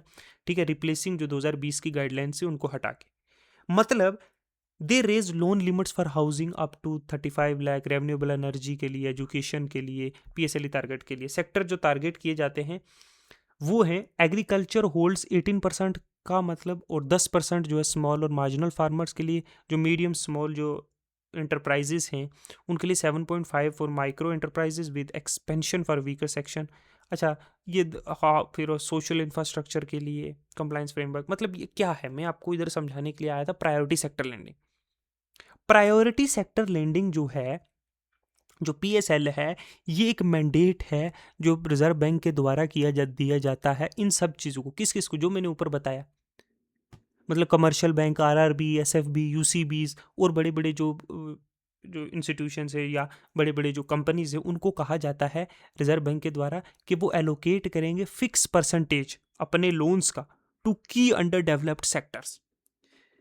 ठीक है, कि 18% जैसे मैंने बताया था बैंक्स को देना पड़ेगा कि इतना परसेंट लोन आपको जो है, जो अंडर डेवलप क्षेत्र है, जो क्षेत्र हैं अंडर डेवलप एरियाज हैं हमारे सेक्टर्स के, जो इंडियाज़ की इकोनॉमिक ग्रोथ के लिए जो इंपॉर्टेंट है, जैसे MSME है, एग्रीकल्चर है, हेल्थ एंड इंफ्रास्ट्रक्चर है, उनको इतना परसेंट आप लोन दोगे हर साल। ओके, तो PSL जो है पर्पस एंड टारगेट, देखो प्रायोरिटी सेक्टर लर्निंग इंश्योर करता है कि क्रेडिट रीच करे एग्रीकल्चर को, मीडियम स्मॉल एंटरप्राइजेस को, ठीक है, एजुकेशन सेक्टर्स में, हाउसिंग में, वीकर सेक्शन जो है दैट ओपन फेस, जो जिनको लैंडिंग बैरियर, जो लोन लेने में बहुत सारे उनको जो है उनको मुश्किल होती है, प्रमोट करेंगे inclusive development. Domestic banks must dictate 40% जो है जो उनका नेट बैंक क्रेडिट है, और रीजनल रूरल बैंक जो है 75% जो है प्रायोरिटी सेक्टर लैंडिंग को लोन देंगे। स्मॉल मीडियम जो स्मॉल फाइनेंस बैंक है वो 75% जो है ऑफ दिस सेक्टर इनको लोन देगा। अच्छा, कुछ प्रायोरिटी कैटेगरीज, मतलब small farmer including small farmers को जो 18% लोन जो है इनमें से इनको देना पड़ेगा एग्रीकल्चर को। माइक्रो स्मॉल जो मीडियम एंटरप्राइजेस हैं उनको 7.5 जो है परसेंट। एजुकेशन और हाउसिंग और लो इनकम जो होम्स हैं, रेन्यूएबल एनर्जी है, सोशल इंफ्रास्ट्रक्चर है जैसे स्कूल है, सेक्टर हेल्थ सेंटर्स है, इनको रिवाइज्ड मार्च 2025 गाइडलाइन रेज लोन लिमिट, मतलब 35 लाख जो हाउसिंग इन मेट्रोज। तो इस तरीके से तो प्रायोरिटी सेक्टर लेंडिंग जो है वो एक्चुअली इन टारगेटेड एरियाज पे जिनको लोन लेना मुश्किल है, जो इंपॉर्टेंट है हमारे इकोनॉमिक ग्रोथ के लिए सेक्टर्स, ठीक है, जो जिनको कंप्लीट फाइनेंसेस नहीं मिलता, तो इसलिए ये जो है ऑब्लिगेशंस, ये गाइडलाइंस दिए जाते हैं रिजर्व बैंक ऑफ इंडिया के द्वारा कि वो इन लोगों को लोन्स प्रोवाइड करेंगे, इन लोगों को मनी प्रोवाइड करेंगे, ठीक है, लोन्स, ताकि वो काम कर सके। ठीक है, तो ये ऑब्लिगेशंस होता है बैंक से बड़े बड़े कॉरपोरेशंस को।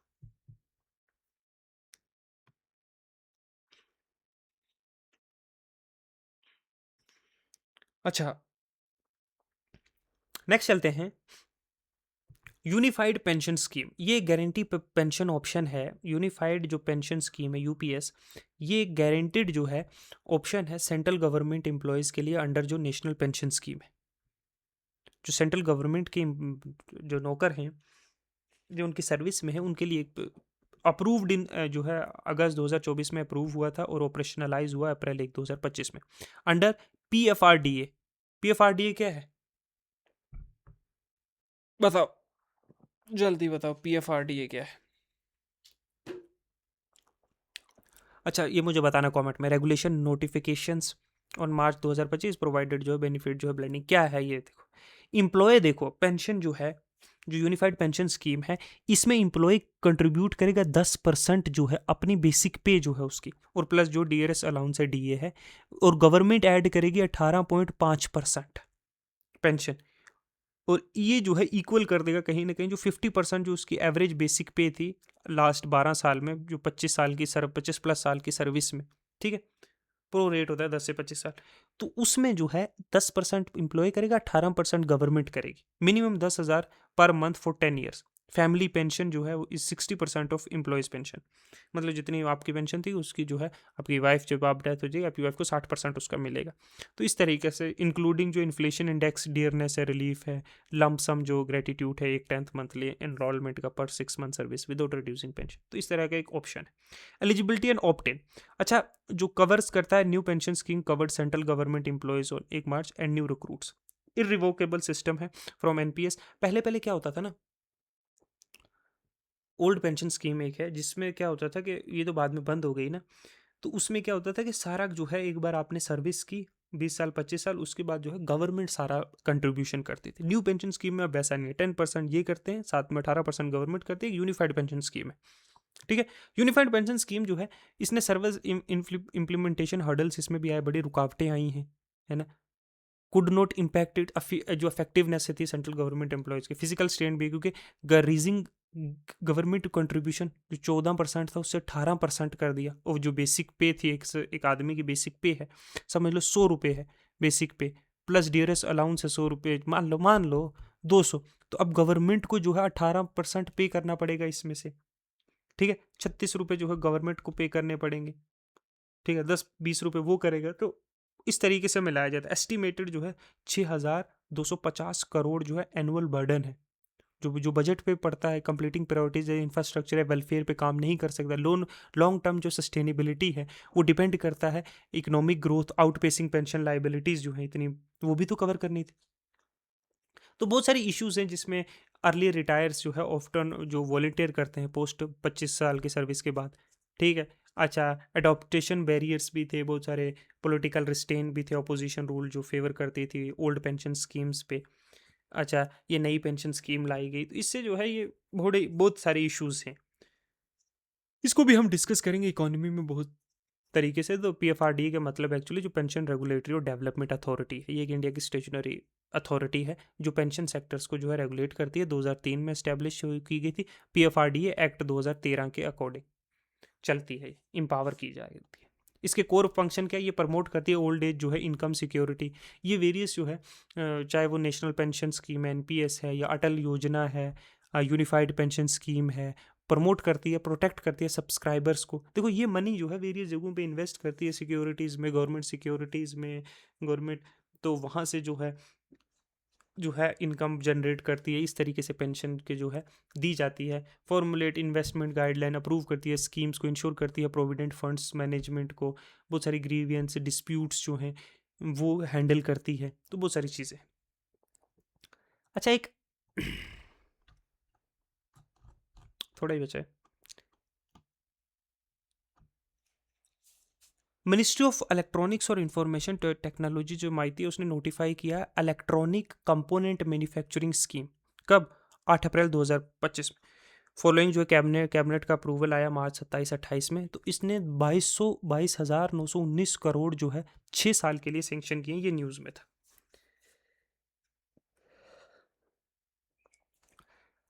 स्कीम क्या है ये?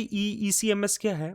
जो इलेक्ट्रॉनिक जो है कंपोनेंट मैन्युफैक्चरिंग जो स्कीम है, ये इसका एम है कि हम self reliant ecosystem electronic components के लिए, मतलब हम अगर सेमीकंडक्टर है, पीसीबी है, passive display, battery, RF modules हैं, तो ये सारी चीज़ें जो है इंडिया में बनाएं, ताकि हमारा जो है जो हम इंपोर्ट करते हैं, ठीक है। और 65% जो है हम लोग जो है ये इलेक्ट्रॉनिक की जो चीज़ें हैं, जो इनके पार्ट्स हैं, जो कंपोनेंट्स हैं, वो हम लोग चाइना से इंपोर्ट करते हैं 65%। तो हम लोगों को कितना खर्चा होता है, तो ये चीज़ कम करने के लिए ये स्कीम लाई गई है। और इतना पैसा 22,919 जो करोड़ है वो सेंक्शन किया गया, ताकि हम लोग जो है ये सेल्फ रिलायंट हो सके, हम लोग अपना इंपोर्ट बर्डन कम कर सकें और इंडिया में चीज़ें बना सकें। इसने टारगेट किया है 6.56 लाख करोड़ प्रोडक्शन, 1.5 लाख करोड़ जो है इन्वेस्टमेंट, जॉब जो है 9 लाख जॉब क्रिएट होंगे लोगों के लिए। तो इंडिया को एक ग्लोबल जो वैल्यू चेन है उसमें ऐड करने का इंसेंटिव स्ट्रक्चर ऑफर किया है।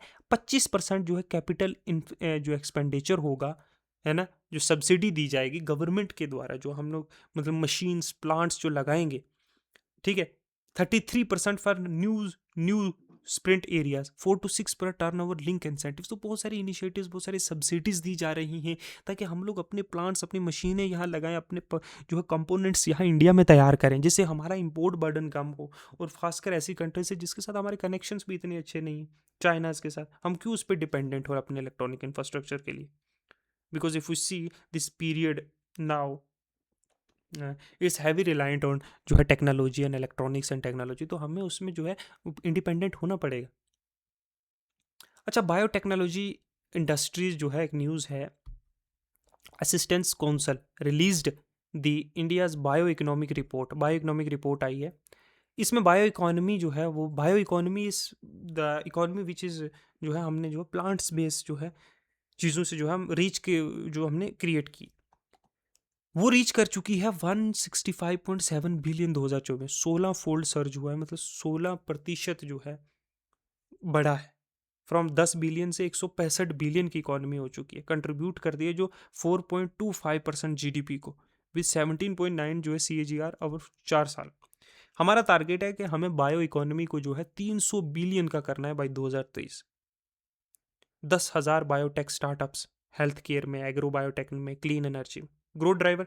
अच्छा, रिपोर्ट जो है, रिपोर्ट क्रेडिट करती है बायो E3 पॉलिसी को, जो रोल आउट की गई थी for bio manufacturing hub, bio foundries, research and development को सपोर्ट करती है। अलॉन्ग साइड जो है बिराक जो इंक्यूबिनेशन है, funding initiative, sectors like bio pharma है, वैक्सीन्स हैं, सिंथेटिक बायोलॉजी है। तो यूनियन इस चीज़ के बारे में, यूनियन बजट ने जो है, तो इस चीज़ के बारे में कि हमारी इकोनॉमी किस तरीके से 165 बिलियन की होगी। बायो इकोनॉमी क्या होता है? Bio economy what is bio, question है ना कि व्हाट इज बायो इकोनॉमी। तो उसके बारे में आपको वर्ड समझ में आना चाहिए आपको। ये तो ठीक है, नंबरिंग तो ठीक है कि 165.7 बिलियन हुआ है, 16% बढ़ा है, ठीक है, इंपॉर्टेंट है, 4% जीडीपी को कंट्रीब्यूट करती है बायो इकोनॉमी। लेकिन क्या है ये, वो एक मतलब ऐसा इकोनॉमिक मॉडल जो रेवन्यूएबल एनर्जी का यूज़ करता हो, रेवन्यूएबल बायोलॉजिकल रिसोर्सेज का, ठीक है। जैसे क्रॉप्स का यूज़ करके, जैसे हमने बायोफ्यूल नहीं बनाया, ठीक है, फॉरेस्ट का यूज़ करके, जैसे फिशेस की एक्सपोर्ट इंपोर्ट, ठीक है, एनिमल्स का, माइक्रो ऑर्गेनिज्म का, इन चीज़ों को यूज़ करके हम चाहे वो खाना बनाते हैं, चाहे वो एनर्जी बनाते हैं, या इंडस्ट्रीज़ के और जो है वेरियस गुड्स बनाते हैं, है कि नहीं, उसको कहते हैं।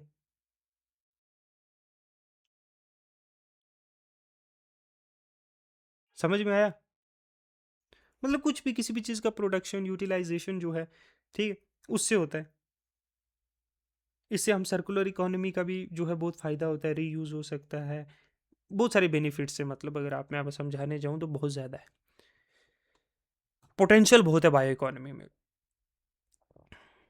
अच्छा, यूनियन बजट ने अप्रूव किया है रिवाइज जो है national programme for dairy development, NPDD, जो नेशनल डेयरी डेवलपमेंट, क्या है ये? नेशनल डेयरी डेवलपमेंट जो एनहेंस करेगा 227 करोड़ जो भी।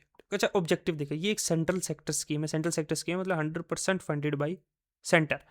हमने मॉडर्नाइज करने हैं डेयरी इंफ्रास्ट्रक्चर्स, जो डेयरीज के इंफ्रास्ट्रक्चर्स हैं इंडिया में, और ताकि मिल्क की जो प्रोक्योरमेंट है, जो खरीदना है, प्रोसेसिंग करनी है, मतलब दूध, दूध से दही, दूध से घी, दूध से पनीर, है ना, उसकी क्वालिटी को कंट्रोल करना है। कई बार हमारी जो प्रोसेसिंग क्वालिटी है वो इतनी गुड नहीं रही जितनी जो है न्यूजीलैंड, ऑस्ट्रेलिया या अदर कंट्रीज़ की है, तो उसका जो है मार्केट में अच्छा प्राइजेस मिलते हैं।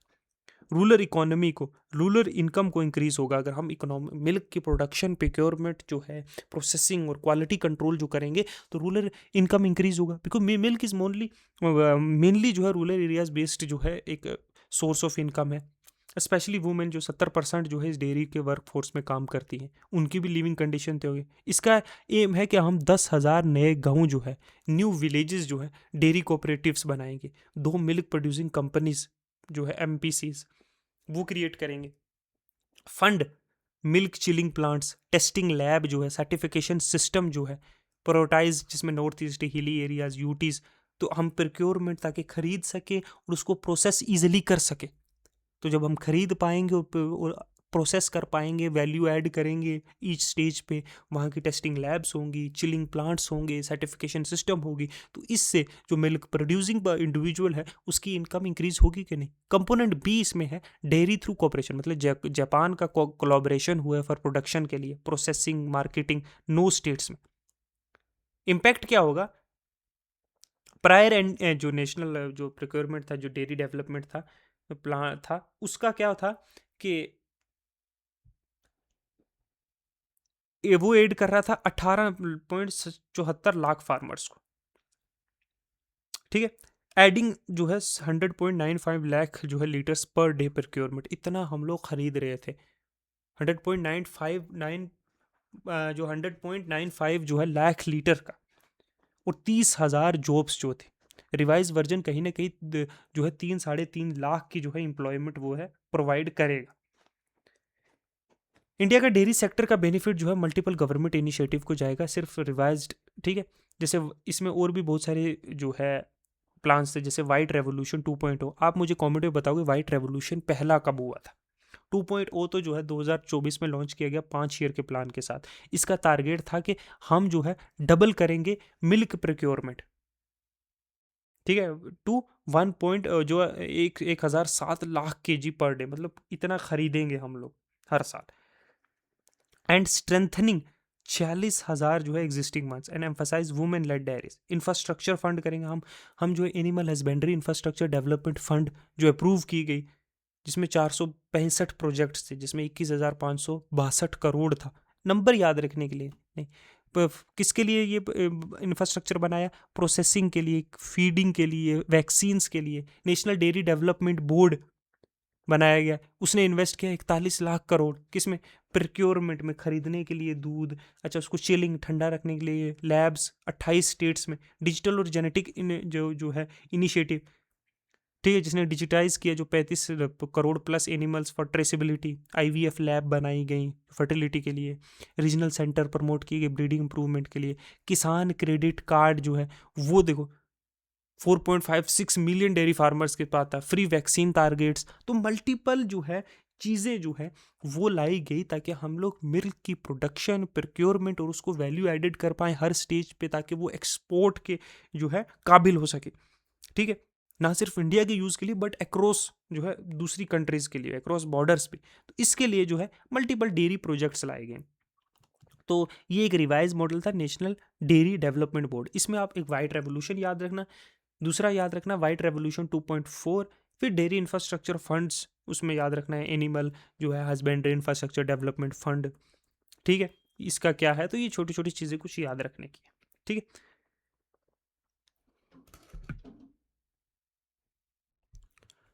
अच्छा नेक्स्ट देखते हैं हम लोग। नेक्स्ट जो न्यूज़ है वो है कि DRDO ने जो है वो डेजिग्नेट किया है air to air missile technology जो है स्पेसिफिकली, जिसका नाम अस्त्र जो है मैक 3 है, उसका नाम दिया है गंधव, गांधीवा। अच्छा, ये गांधव जो है ये DRDO क्या है, इसको यो गांधव नाम दिया गया है। एयर टू एयर मिसल क्या है? एक होती है जो है लैंड टू एयर मिसल, मतलब जो ज़मीन से फायर की जाती। एयर टू एयर मिसल होती है जो हवा में ही फायर की जाए और हवा में ही टारगेट को हिट करे। ठीक है, एक होती है एयर टू लैंड मिसल। अब लैंड टू लैंड मिसल का मतलब कि ज़मीन से ही फायर किया गया और किसी ज़मीन पे ही किसी टारगेट को जाके हिट करेगी। एयर टू एयर मतलब एयर में ही किसी टारगेट को हिट करने वाली। अच्छा, this beyond visual range air to air missile BV RAAM draws its name जो लेजेंडरी बो था इन महाभारता, मतलब जो अर्जुन का बो था, जो तीर है ना, उससे जो है नाम लिया गया है। तो बियॉन्ड द विजुअल रेंज मतलब जहाँ तक बंदा नहीं देख सकता उससे भी आगे ये हिट करती है। ठीक है, तो ये कहीं ना कहीं जो भारतीय जो नाम दिया गया इसको, ये किस लिए? कि इंडिया के जो इंडिजेनस डिफेंस इनोवेशन को जो है दिखाने के लिए सिंबलाइज करता है कि हम खुद अपनी जो है, हम बाहर से बहुत सारी चीज़ें डिफेंस की लेते हैं लेकिन डिफेंस सिस्टम, लेकिन आज जो है हम खुद अपने इंडिजेनस जो है अपनी बनाई हुई इंडिया की चीज़ें जो टेक्नोलॉजी का यूज़ कर रहे हैं। इट फीचर्स, इसमें क्या है?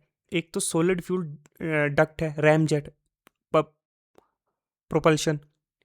एक रैम जेट होता है, स्क्रैम जेट होता है, अलग अलग जेट्स हैं विद द स्पीड जो मैक होती है उसके हिसाब से। जैसे रैम जेट है उसकी स्पीड अप टू 4.5 मैक जाती है। ये क्या है? रैम जेट, स्क्रैम जेट, ये मैक क्या है? ये साइंस एंड टेक्नोलॉजी में पढ़ने की चीज़ है, शायद आपने पढ़ी भी होंगी। रेंजिंग एंड एक्सीडिंग 300 किलोमीटर्स, तो इसकी रेंज जो है 300 किलोमीटर से भी बियॉन्ड है। फार सप्रेसिंग जो अर्ली अस्त्र वर्जन थे उसको जो सप्रेस करता है, जो मैक 1 मैक 2 था, ये मैक 3 है। इसको गंदीवा नाम दिया गया है, गंदीव जो। अच्छा, तो ये था एक DRDO की तरफ से एक न्यूज़ थी छोटी सी, मैं याद रखना। एक ये गंदीव याद रखना, ये किसका है, किसने डेवलप किया है? ठीक है, ये DRDO का है। अच्छा, इसमें एक चीज़ याद रखने की है कि ये एयर टू एयर मिसल है, ये बात याद रखना। ठीक है, एयर टू एयर मिसल है। अच्छा, नेक्स्ट देखो, नेक्स्ट है हम पढ़ेंगे एक्सरसाइजेज, बहुत सी न्यू जो मिलिट्री एक्सरसाइज होती है ना वेरियस, जो कंट्रीज़ के बीच में जो कोऑपरेट करके एक दूसरे के साथ करते हैं, वो हम डिस्कस करेंगे। सबसे पहली है एक्सरसाइज वरुणा। ये क्या है? एक बाईलेटरल, मतलब दो कंट्रीज़ के बीच में, इंडिया और फ्रांस के बीच में की गई एक्सरसाइज है। वो कौन सी? Naval exercise. ओके, जो इनिशिएट पहली बार 1993 में हुई थी और फॉर्मली इसको नाम वरुणा जो है 2001 में दिया गया। तो अगर कहीं क्वेश्चन आ जाए कि वरुणा एक्सरसाइज किससे रिलेटेड है, तो आप बोलोगे नेवल एक्सरसाइज है, इंडिया और फ्रांस के बीच में होती है। पहली बार ये 1993 में हुई थी, इसका नाम वरुणा 2001 में दिया गया। बाकी क्या चीज़ है, ये फोकस करती है इनहेंस जो maritime interpol operationability through drills in air defence, anti submarine warfare, surface combat and replacement of replenishment at sea. तो ये जो है ना समुंदर के बीच में जो है वेरियस ऑपरेशंस किस तरह से किए, जैसे कैसे एयर डिफेंस करना है हमें समुंदर के बीच में रह के, कैसे एंटी सबमरीन जो वॉरफेयर होती है सबमरीन्स के बीच में, सरफेस कॉम्बैट इन दोनों कंट्रीज़ के बीच में की जाती है। कुछ वो तरीके अपने ट्रेनिंग के शेयर करेंगे, कुछ हम करेंगे, इस तरीके से जो है हम की जाती इसमें किया जाता है। ये एक्सरसाइज अल्टरनेट बेस पे होती है बिटवीन, कभी एक बार इंडियन ओशन में होगी रीजन में, फिर एक बार जो है मेडिटेरेनियन सी में होगी। तो कहीं ना कहीं ये सिंबलाइज करता है इंडिया और जो फ्रांस का एक स्ट्रेटेजिक पार्टनरशिप है अलॉन्ग विद जो लैंड पे होती है शक्ति, शक्ति जो है ये लैंड पे होती है, और गरुड़ा जो है ये एक्सरसाइज हवा में की जाती है। तो लैंड पे शक्ति की जाती है जो एक्सरसाइज, और हवा में जो है गरुड़ा की जाती है एयर में, और जो है नेवल में जो पानी में जो है वो वरुणा की जाती है। तो शक्ति, वरुणा और गरुड़ा जो है गरुड़ा जो ये 3 एक्सरसाइजेज़ के बारे में याद रखना। अच्छा 2025 में जो है वरुणा एक्सरसाइज जो है वो मार्च 19 से 22 के बीच में हुई अराबियन सी में। इट फीचर्ड इंडिया के आईएनएस विक्रांत विद मिग 29 के फाइटर जो थे, मिग 29 फाइटर है ना फ्लाइंग, और फ्रांस का जो है चार्ल्स डी गोले विद राफेल जो है एम जेट, पल प्लस डिस्ट्रॉयर फ्रेगेट्स और स्कॉर्पिन जो क्लास सबमरीन से ये सारे इन्वॉल्व थी। ठीक है, हाईलाइट किया इंक्लूडिंग जो मॉक हुए, एयर टू एयर कॉम्बैट हुए, multiple domain operations regional security के लिए किए जाते हैं ना, किस तरह से हमें टैकल करने हैं अपनी प्रॉब्लम्स, किस तरह से वो अपनी प्रॉब्लम्स को टैकल करेंगे। तो ये वेरियस चीज़ें की। अगर इसका स्ट्रेटेजिक सिग्निफिकेंस देखें तो वरुणा कहीं ना कहीं ये हमें ये स्ट्रेंथन करता है जो जॉइंट ऑपरेशन दोनों कंट्रीज़ की जो ऑपरेशन अगर किए जाएंगे सिनर्जी, अच्छा एक दूसरे को उनको क्या खतरा है हमें क्या, वो भी थ्रेट शेयर करेंगे, सपोर्ट करते हैं free and open Hindon Pacific को। ये लोग भी ट्रेड के लिए, डिप्लोमेसी के लिए, डिफेंस के लिए रेलेवेंट। अच्छा नेक्स्ट जो है वो एक्सरसाइज थी इंदिरा 2025। इसको भी बायलेटरल मिलिट्री एक्सरसाइज है। ये इंदिरा जो है इंडिया और रशिया के बीच में होती है। ठीक है, विद 2 एडिशन, 2 बार हुई है 2025 में। ये एक नेवल एक्सरसाइज है जो मार्च अप्रैल में होती है, and as many as army ex जो होती है अक्टूबर में। नेवल और आर्मी दोनों अलग अलग टाइम पे होती है। याद रखना है इंदिरा जो है वो इंडिया और रशिया के बीच में। अच्छा नेवल एडिशन जो है 14th नेवल एडिशन, वो 2 होती है ना, नेवल और आर्मी एडिशन दोनों होती है। कंडक्ट हुई मार्च 28 से लेकर 2 अप्रैल 2020 में अराबियन सी में हुई इस बार। इसमें भी जो है आईएनएस रन विजय था और रशियन पैसिफिक फ्लीट वेसल थी। फोकस कर रहे एरिया जैसे एंटी सबमरीन वॉरफेयर कैसे करनी है, एयर डिफेंस हमें क्या, जो कोई हवा से अटैक कर रहा है वो कैसे हमें डिफेंड करना है, फिर जो है सरफेस पे कैसे इंगेजमेंट करनी है। ठीक है, तो इसके बारे में है जो नेवल एक्सरसाइज। आर्मी एडिशन जो है ये 6 से 15 के बीच में अक्टूबर में हुआ, Mahajan field firing range Bikaner Rajasthan में हुई। अच्छा इसमें जो है 250 ट्रूप्स थे, दोनों साइड से 250 लोग आए, काउंटर टेररिज्म के सिनेरियो बनाए गए, जैसे वो मॉक प्रैक्टिस नहीं होती मैच से पहले जो है, अगर 20-22 बंदे हैं तो अपनी 11-11 की टीम बना के खेलते हैं एक दूसरे के बीच में सिचुएशन बेस्ड, वैसे जो है एक्सरसाइज की गई, ड्रिल कवर की गई, लाइव फायरिंग टैक्ट्स, यूएवी ऑपरेशन किए गए, क्लोज क्वार्टर कॉम्बैट जो है डेजर्ट टेरेन्स में, होस्टेज जो है रेस्क्यू, ये इस तरीके की जो है सिनेरियोज के ऊपर जो है उन्होंने काम किया। सिग्निफिकेंस क्या है, ये स्टार्ट हुई थी 2003 में। तो इंदिरा कब स्टार्ट हुई, 2003 में। किस किस के बीच में है, इंडिया और रशिया के बीच में। अच्छा इंदिरा जो है अल्टरनेटेड बिटवीन नेशंस एंड सर्विसेज, री इन्फोर्सिंग इंडिया और रशिया का जो डिफेंस पार्टनरशिप है और शेयर्ड सिक्योरिटी कंसर्न है, इन दोनों की बहुत सारी प्रॉब्लम्स है उसके बारे में। नेक्स्ट एक्सरसाइज हुई जो है वो प्रचंड प्रहार। ये एक ट्राई सर्विस है, मतलब नेवी भी करती है जो है तीनों की, मतलब एयरफोर्स, नेवी और मिलिट्री की। मल्टीपल डोमेन वॉरफेयर एक्सरसाइज की गई है। ठीक है, कहाँ पे हुई, eastern, conducted by eastern command जो है अरुणाचल प्रदेश में। अच्छा की हाईलाइट जो है ये हुई थी मार्च 25-27-2025 में, हाई एल्टीट्यूड टेरेन में नियर एलएसी में, जो लाइन ऑफ एक्चुअल कंट्रोल के पास चाइना में, विद चाइना। ठीक है, it involve Indian navy army, navy, air force तीनों की। ठीक है, validating joint surveillance, command control, precision strike, ये ड्रिल बहुत सारी की गई, मॉडर्न बैटलशिप, इलेक्ट्रॉनिक वॉरफेयर के साथ, यूवीए हेड को जो हेलीकॉप्टर्स के साथ लॉन्ग रेंज सर्विलेंस कैसे किया जाएगा। तो मल्टीपल तरीकों से जो है इसको जो है इन्होंने किया। अच्छा नेक्स्ट है कॉन्टेक्स्ट एंड, अगर एवेल्युएशन देखें तो पूरी प्रहार ये फॉलो करती है जो पूर्वी प्रहार है एंड प्रोसीड विद पूर्वी प्रचंड प्रहार। तो ये वेरियस एक्सरसाइजेज है, मैंने आपको बताया कैसे हुए मल्टीपल डोमेन में जो इसकी एक्सरसाइज होती है। तीनों डिपार्ट जो हमारे हैं, एयरफोर्स, नेवी और आर्मी, तीनों करते हैं। अच्छा, ठीक है, ये एक्सरसाइज कहीं ना कहीं एनहेंस करती है।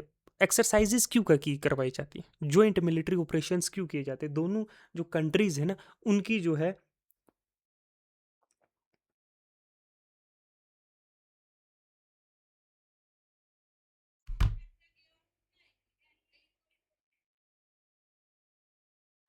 क्या कर दिया जाता है, दोनों कंट्रीज के बीच में जो है वो क्या होता है, सिनर्जी बिल्ड होती है उनके आर्मीज के बीच में, अगर कहीं जॉइंट ऑपरेशंस करने हो, या फिर उस आर्मी और हमारी आर्मी के शायद प्रॉब्लम सॉल्विंग मेथड्स अलग होंगे, तो वो भी एक दूसरे से सीखे जाते हैं। कुछ चीज़ें वो हमसे सीखते हैं कि हम ऐसे ऑपरेशंस करते हैं, कुछ वो हमसे सीखते हैं। और या जैसे ये प्रचंड प्रहार है, ये इंडिया के ही तीनों आर्मीज के बीच में किया गया, आर्मी, नेवी और एयरफोर्स के बीच में। इससे क्या होता होगा कि तीनों जो फोर्सेज है हमारे डिफेंस फोर्सेज, उनके बीच में सिनर्जी इंक्रीज होगी। जब कभी डिसीजन मेकिंग की बारी आएगी, जब लार्ज स्केल वॉर्स होती हैं, एयरफोर्स भी इन्वॉल्व है, नेवी भी इन्वॉल्व है, जैसे 71 में हुई थी बांग्लादेश की पार्टीशन के टाइम पे, तब तीनों के बीच में जो है डिसीजन मेकिंग कितनी फास्ट हो सकेगी, सिनर्जी बिल्ड होती है, how will tackle the situation, है ना, है तो एक ही कंट्री के है ना सारे। तो ये है इसके बारे में।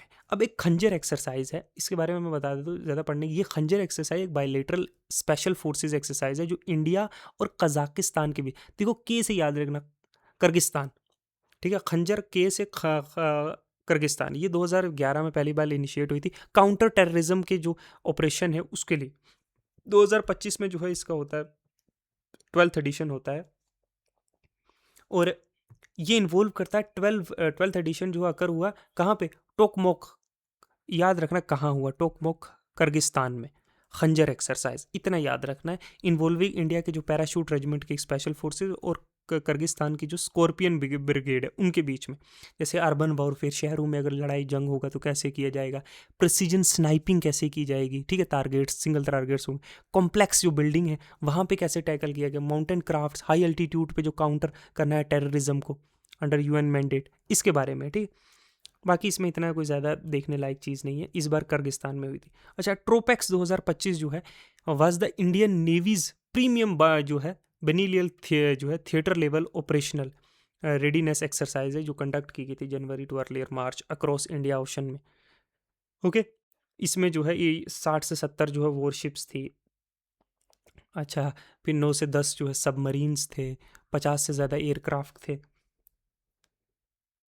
ओके,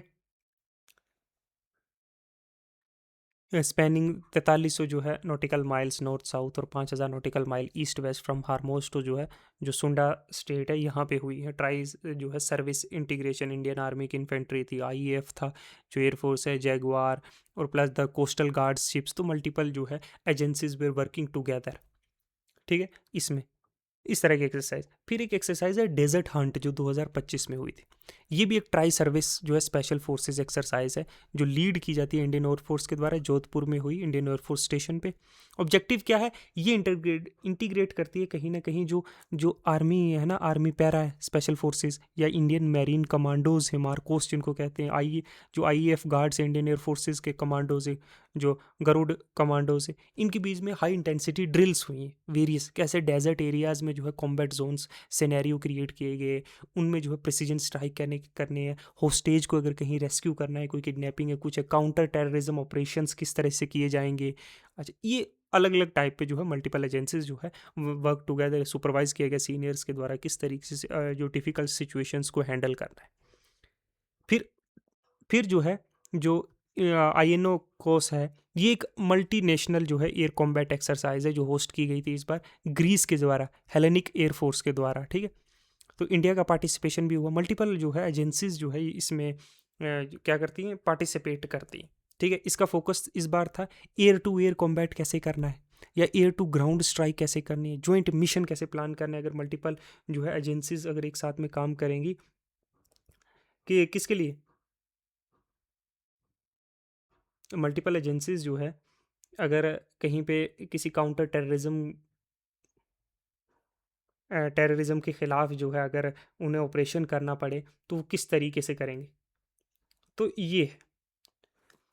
अच्छा, इसमें जो है, इसमें एक इम्पोर्टेंट चीज़ मैं आपको बताने चाहता था, वो है कि ये इनकोस का, एक मिनट यहाँ पे देखो, जो ये है, इसके मेंबर कौन कौन से, इस बार तो Hellenic air air free field में हुई ग्रीस में, इसका मेंबर कौन है, ग्रीस है एक, ठीक है, यूएसए है दो, अच्छा फ्रांस है, ये लिख लेना आप, ठीक है, फ्रांस है, ग्रीस, यूएसए, फ्रांस, अच्छा इंडिया है इसका मेंबर, अच्छा इसका मेंबर जो है इंडिया है, फिर इजराइल है, अच्छा इजराइल है, अच्छा इटली है, इटली के बाद स्पेन है, स्पेन के बाद यूएई है, ओके, और पोलैंड है, पोलैंड है, कतर है, अच्छा जो स्लोवेनिया है, स्लोवेनिया है, फिर जो है मोंटेनेग्रो है, ऐसे है, मोंटेनेग्रो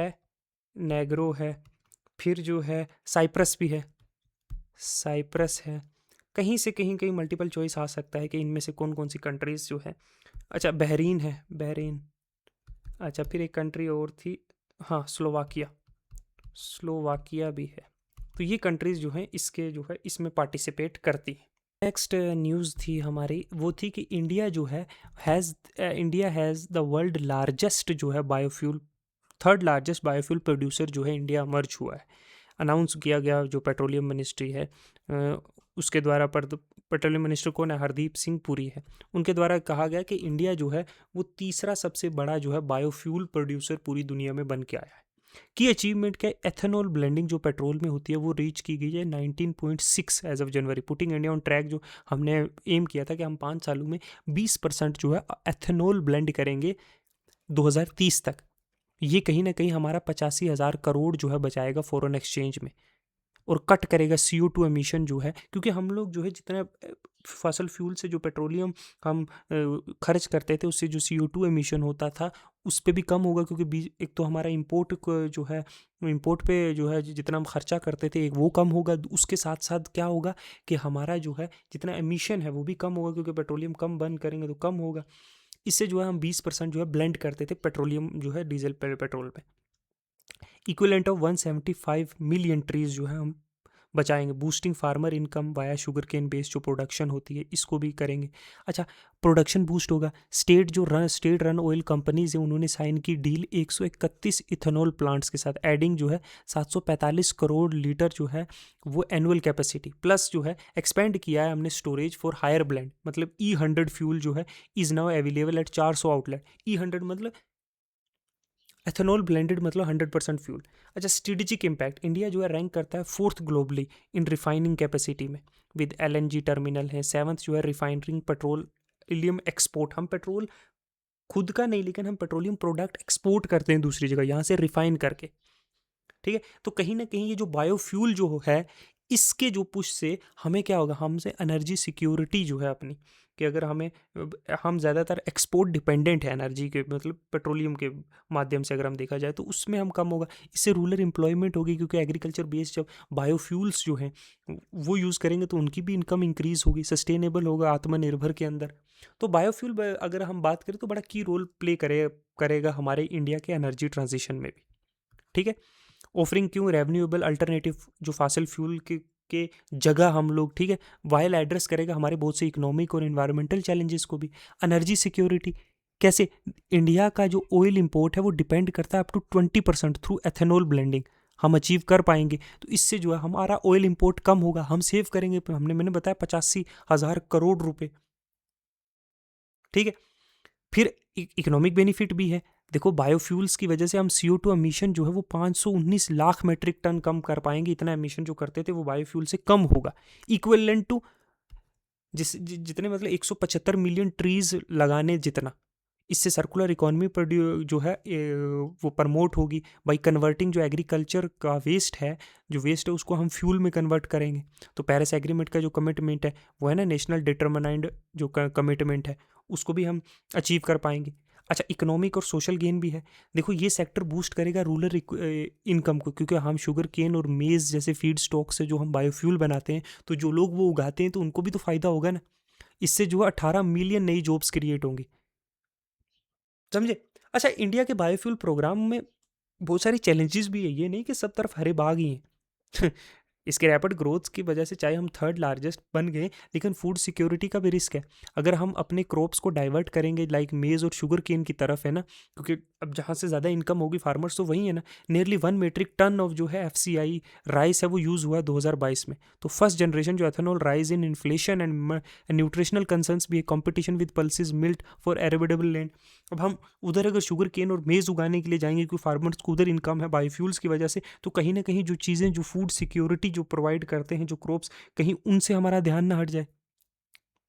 अच्छा, फीड्स को स्टॉक्स और supply issues, fragmented supply chain for agriculture waste, used cooking oil and non food resources create shortage. Bio diesel blending lack 0.7 and 5 due to the limited availability and logistic concern. तो logistical concerns तो हमेशा से यहाँ रहे ही हैं, ठीक है। Technological concern भी है, क्योंकि हाई कैपिटल कॉस्ट है, लो कमर्शियल अवेलेबिलिटी है, जैसे 2G और सेकंड स्टेज और जनरेशन और थर्ड जनरेशन बायोफ्यूल है, उसमें कमर्शियल वैल्यू उतनी ज़्यादा नहीं है।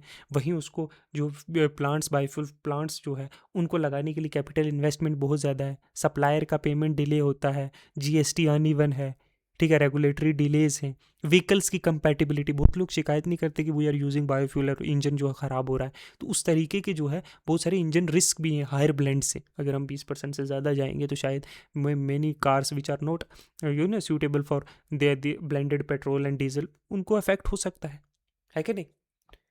तो ये है। एक नेक्स्ट क्वेश्चन है कि यूएन ने जो है यूनियन गवर्नमेंट ने अप्रूव किया है ये जो 2927.71 करोड़ जो है प्रोजेक्ट लाइन के लिए, ठीक है। ये एलोकेशन सपोर्ट करेगा एशियाटिक लाइन को, जो सिर्फ और सिर्फ कहाँ पे बची है एशिया में, कहाँ पे, सिंह खाली गिर जो है ने जो पार्क है नेशनल पार्क वहाँ पे है गुजरात में। तो एक्सपेंशन किया जा रहा है 8 सैटेलाइट एरियाज़ में, बाकी जगहों पे भी, ठीक है। इसने ये जूनागढ़ वाइल्ड लाइफ सेंचुरी में अभी इन जूनागढ़ में जो centre for wild life health है इंफ्रास्ट्रक्चर बिल्ड किया जाएगा, इसको कंजर्व किया जाए, इंक्लूडिंग जो है कुछ की कंजर्वेशन में, including 237 beat guards, 92 rescue vehicles, 11,000 machine for farmers and parapet walls around wells to curb जो है ह्यूमन और लाइन कन्फ्लिक्ट्स को कम करने के लिए, ठीक है। अगर ये तो लाइंस के द्वारा, अभी अगर आपको प्रोजेक्ट्स पढ़ने तो प्रोजेक्ट लिपर्ड है, प्रोजेक्ट एलिफेंट है, प्रोजेक्ट टाइगर है, ये सारी चीज़ें भी आपको पता होनी चाहिए, कब आए, इशू हुए, कब इनका ये हुआ, ये सारा कुछ ही आपको देखना है, ठीक है। कब पहली बार वो लॉन्च किए गए इनके। वैसे आप देखो एशियाटिक लाइन सिर्फ इंडिया में पाए जाते हैं और कहीं पे भी नहीं एशिया में पाए जाते, एशिया का वर्ल्ड में नहीं, ये ब्रीड का खासकर। अच्छा, पहला कॉम्प्रिहेंसिव सर्वे किया गया रिवर डॉल्फिन्स का इंडिया में, और उसको रिलीज़ किया गया 3 मार्च को। एस्टिमेट किया गया पॉपुलेशन 6,327 जो है डॉल्फिन्स प्राइमरी गंगा ब्रह्मपुत्रा बेसन में है, ठीक है। और जस्ट 3 जो इंडस डॉल्फिन जो है स्पॉट की गई हैं जो है वो इंडस में, जो मतलब पंजाब के ब्यास रिवर में। सर्वे जो है किया गया है, conducted by wild life institute of India ने ये सर्वे किया गया, आपको ये एक बात याद रखनी है, ठीक है। और रिवर डॉल्फिन के बारे में जो है, रिवर डॉल्फिन को जो है उसका ये नाम है जो है प्लाटेनिस्टा जो है गंगैटिका, ये इसका साइंटिफिक नेम है जो है। इंडिया का नेशनल एक्वेटिक एनिमल जो है और एक अम्ब्रेला स्पीशीज भी है रिवर डॉल्फिन, ये बात भी आप याद रखना, ठीक है। बाकी कुछ इंपॉर्टेंट इसमें खास तो है नहीं है, ठीक है। ये सर्वे किसके द्वारा जो फंड किया गया था, तो MOEFCC, मिनिस्ट्री ऑफ जो है इन्वायरमेंट फॉरेस्ट और क्लाइमेट चेंज इसकी फुल फॉर्म है, मिनिस्ट्री ऑफ इन्वायरमेंट फॉरेस्ट और क्लाइमेट चेंज इसकी फुल फॉर्म, ओके। बाकी एक स्टडी पब्लिश की गई है नेशनल क्लाइमेटिक चेंज फंड के, मरीन हीट वेव्स जो है वो इंक्रीज हो रही है। मरीन हीट वेव्स क्या होती है, टेम्परेचर ऑफ ओशन टेम्परेचर जो है इंक्रीज हुआ है कि दो एग्जैक्ट फिगर लाइक 240 जो है % इंक्रीज हुआ है रीजन्स में। इंक्रीज होने की वजह से क्या होता है, अनइवन वेदर कंडीशंस होंगी, रेनफॉल अनइवन होगी एरियाज़ में, ठीक है। एक्सेस रेनफॉल हो सकती है अगर जो है मरीन जो है सरफेस एरिया जो है ऑफ ओशन जो है वो क्या होगा, हीट होगा तो ज़्यादा एवेपोरेशन होगी, ज़्यादा एवेपोरेशन होगी तो ज़्यादा बारिशें होंगी, ठीक है। अनइवन अगर होगा कहीं पे ज़्यादा कहीं पे कम, उससे भी जो है अलग अलग एरियाज़ में होगी। तो ये कुछ चीज़ें हैं जो इन्वायरमेंटल इम्पैक्ट्स ऑफ कोर्स हैं क्लाइमेट चेंज की वजह से, जो जो ट्रम्प कहता है ना इन्वायरमेंटल ऐसा कुछ नहीं होता है। तो ये कुछ मार्च के जो है इंपॉर्टेंट जो है करंट अफेयर्स थे मार्च 2025 के। तो हम लोगों ने कब कौन कौन सा कर लिया है, हम लोगों ने जो है जनवरी कर लिया है, हमने जो है जनवरी, फरवरी और मार्च जो है 2025 का जो है वो करंट अफेयर्स कंप्लीट कर ली। ठीक है, तो नेक्स्ट जो 2-3 दिन में मैं जो है अप्रैल का करंट अफेयर्स भी लेके आऊँगा। ठीक है, अप्रैल 2025 के। इस तरीके से हम लोग चलेंगे, हम लोग सिर्फ इम्पोर्टेंट करेंगे। ठीक है, थोड़ा और लंबी भी जा सकती है क्लासेस, जिस हिसाब से जिस मंथ में जितने करंट अफेयर्स होंगे उसके हिसाब से हम लोग चलेंगे। ओके, तो इतने रखते हैं। Thank you, good bye.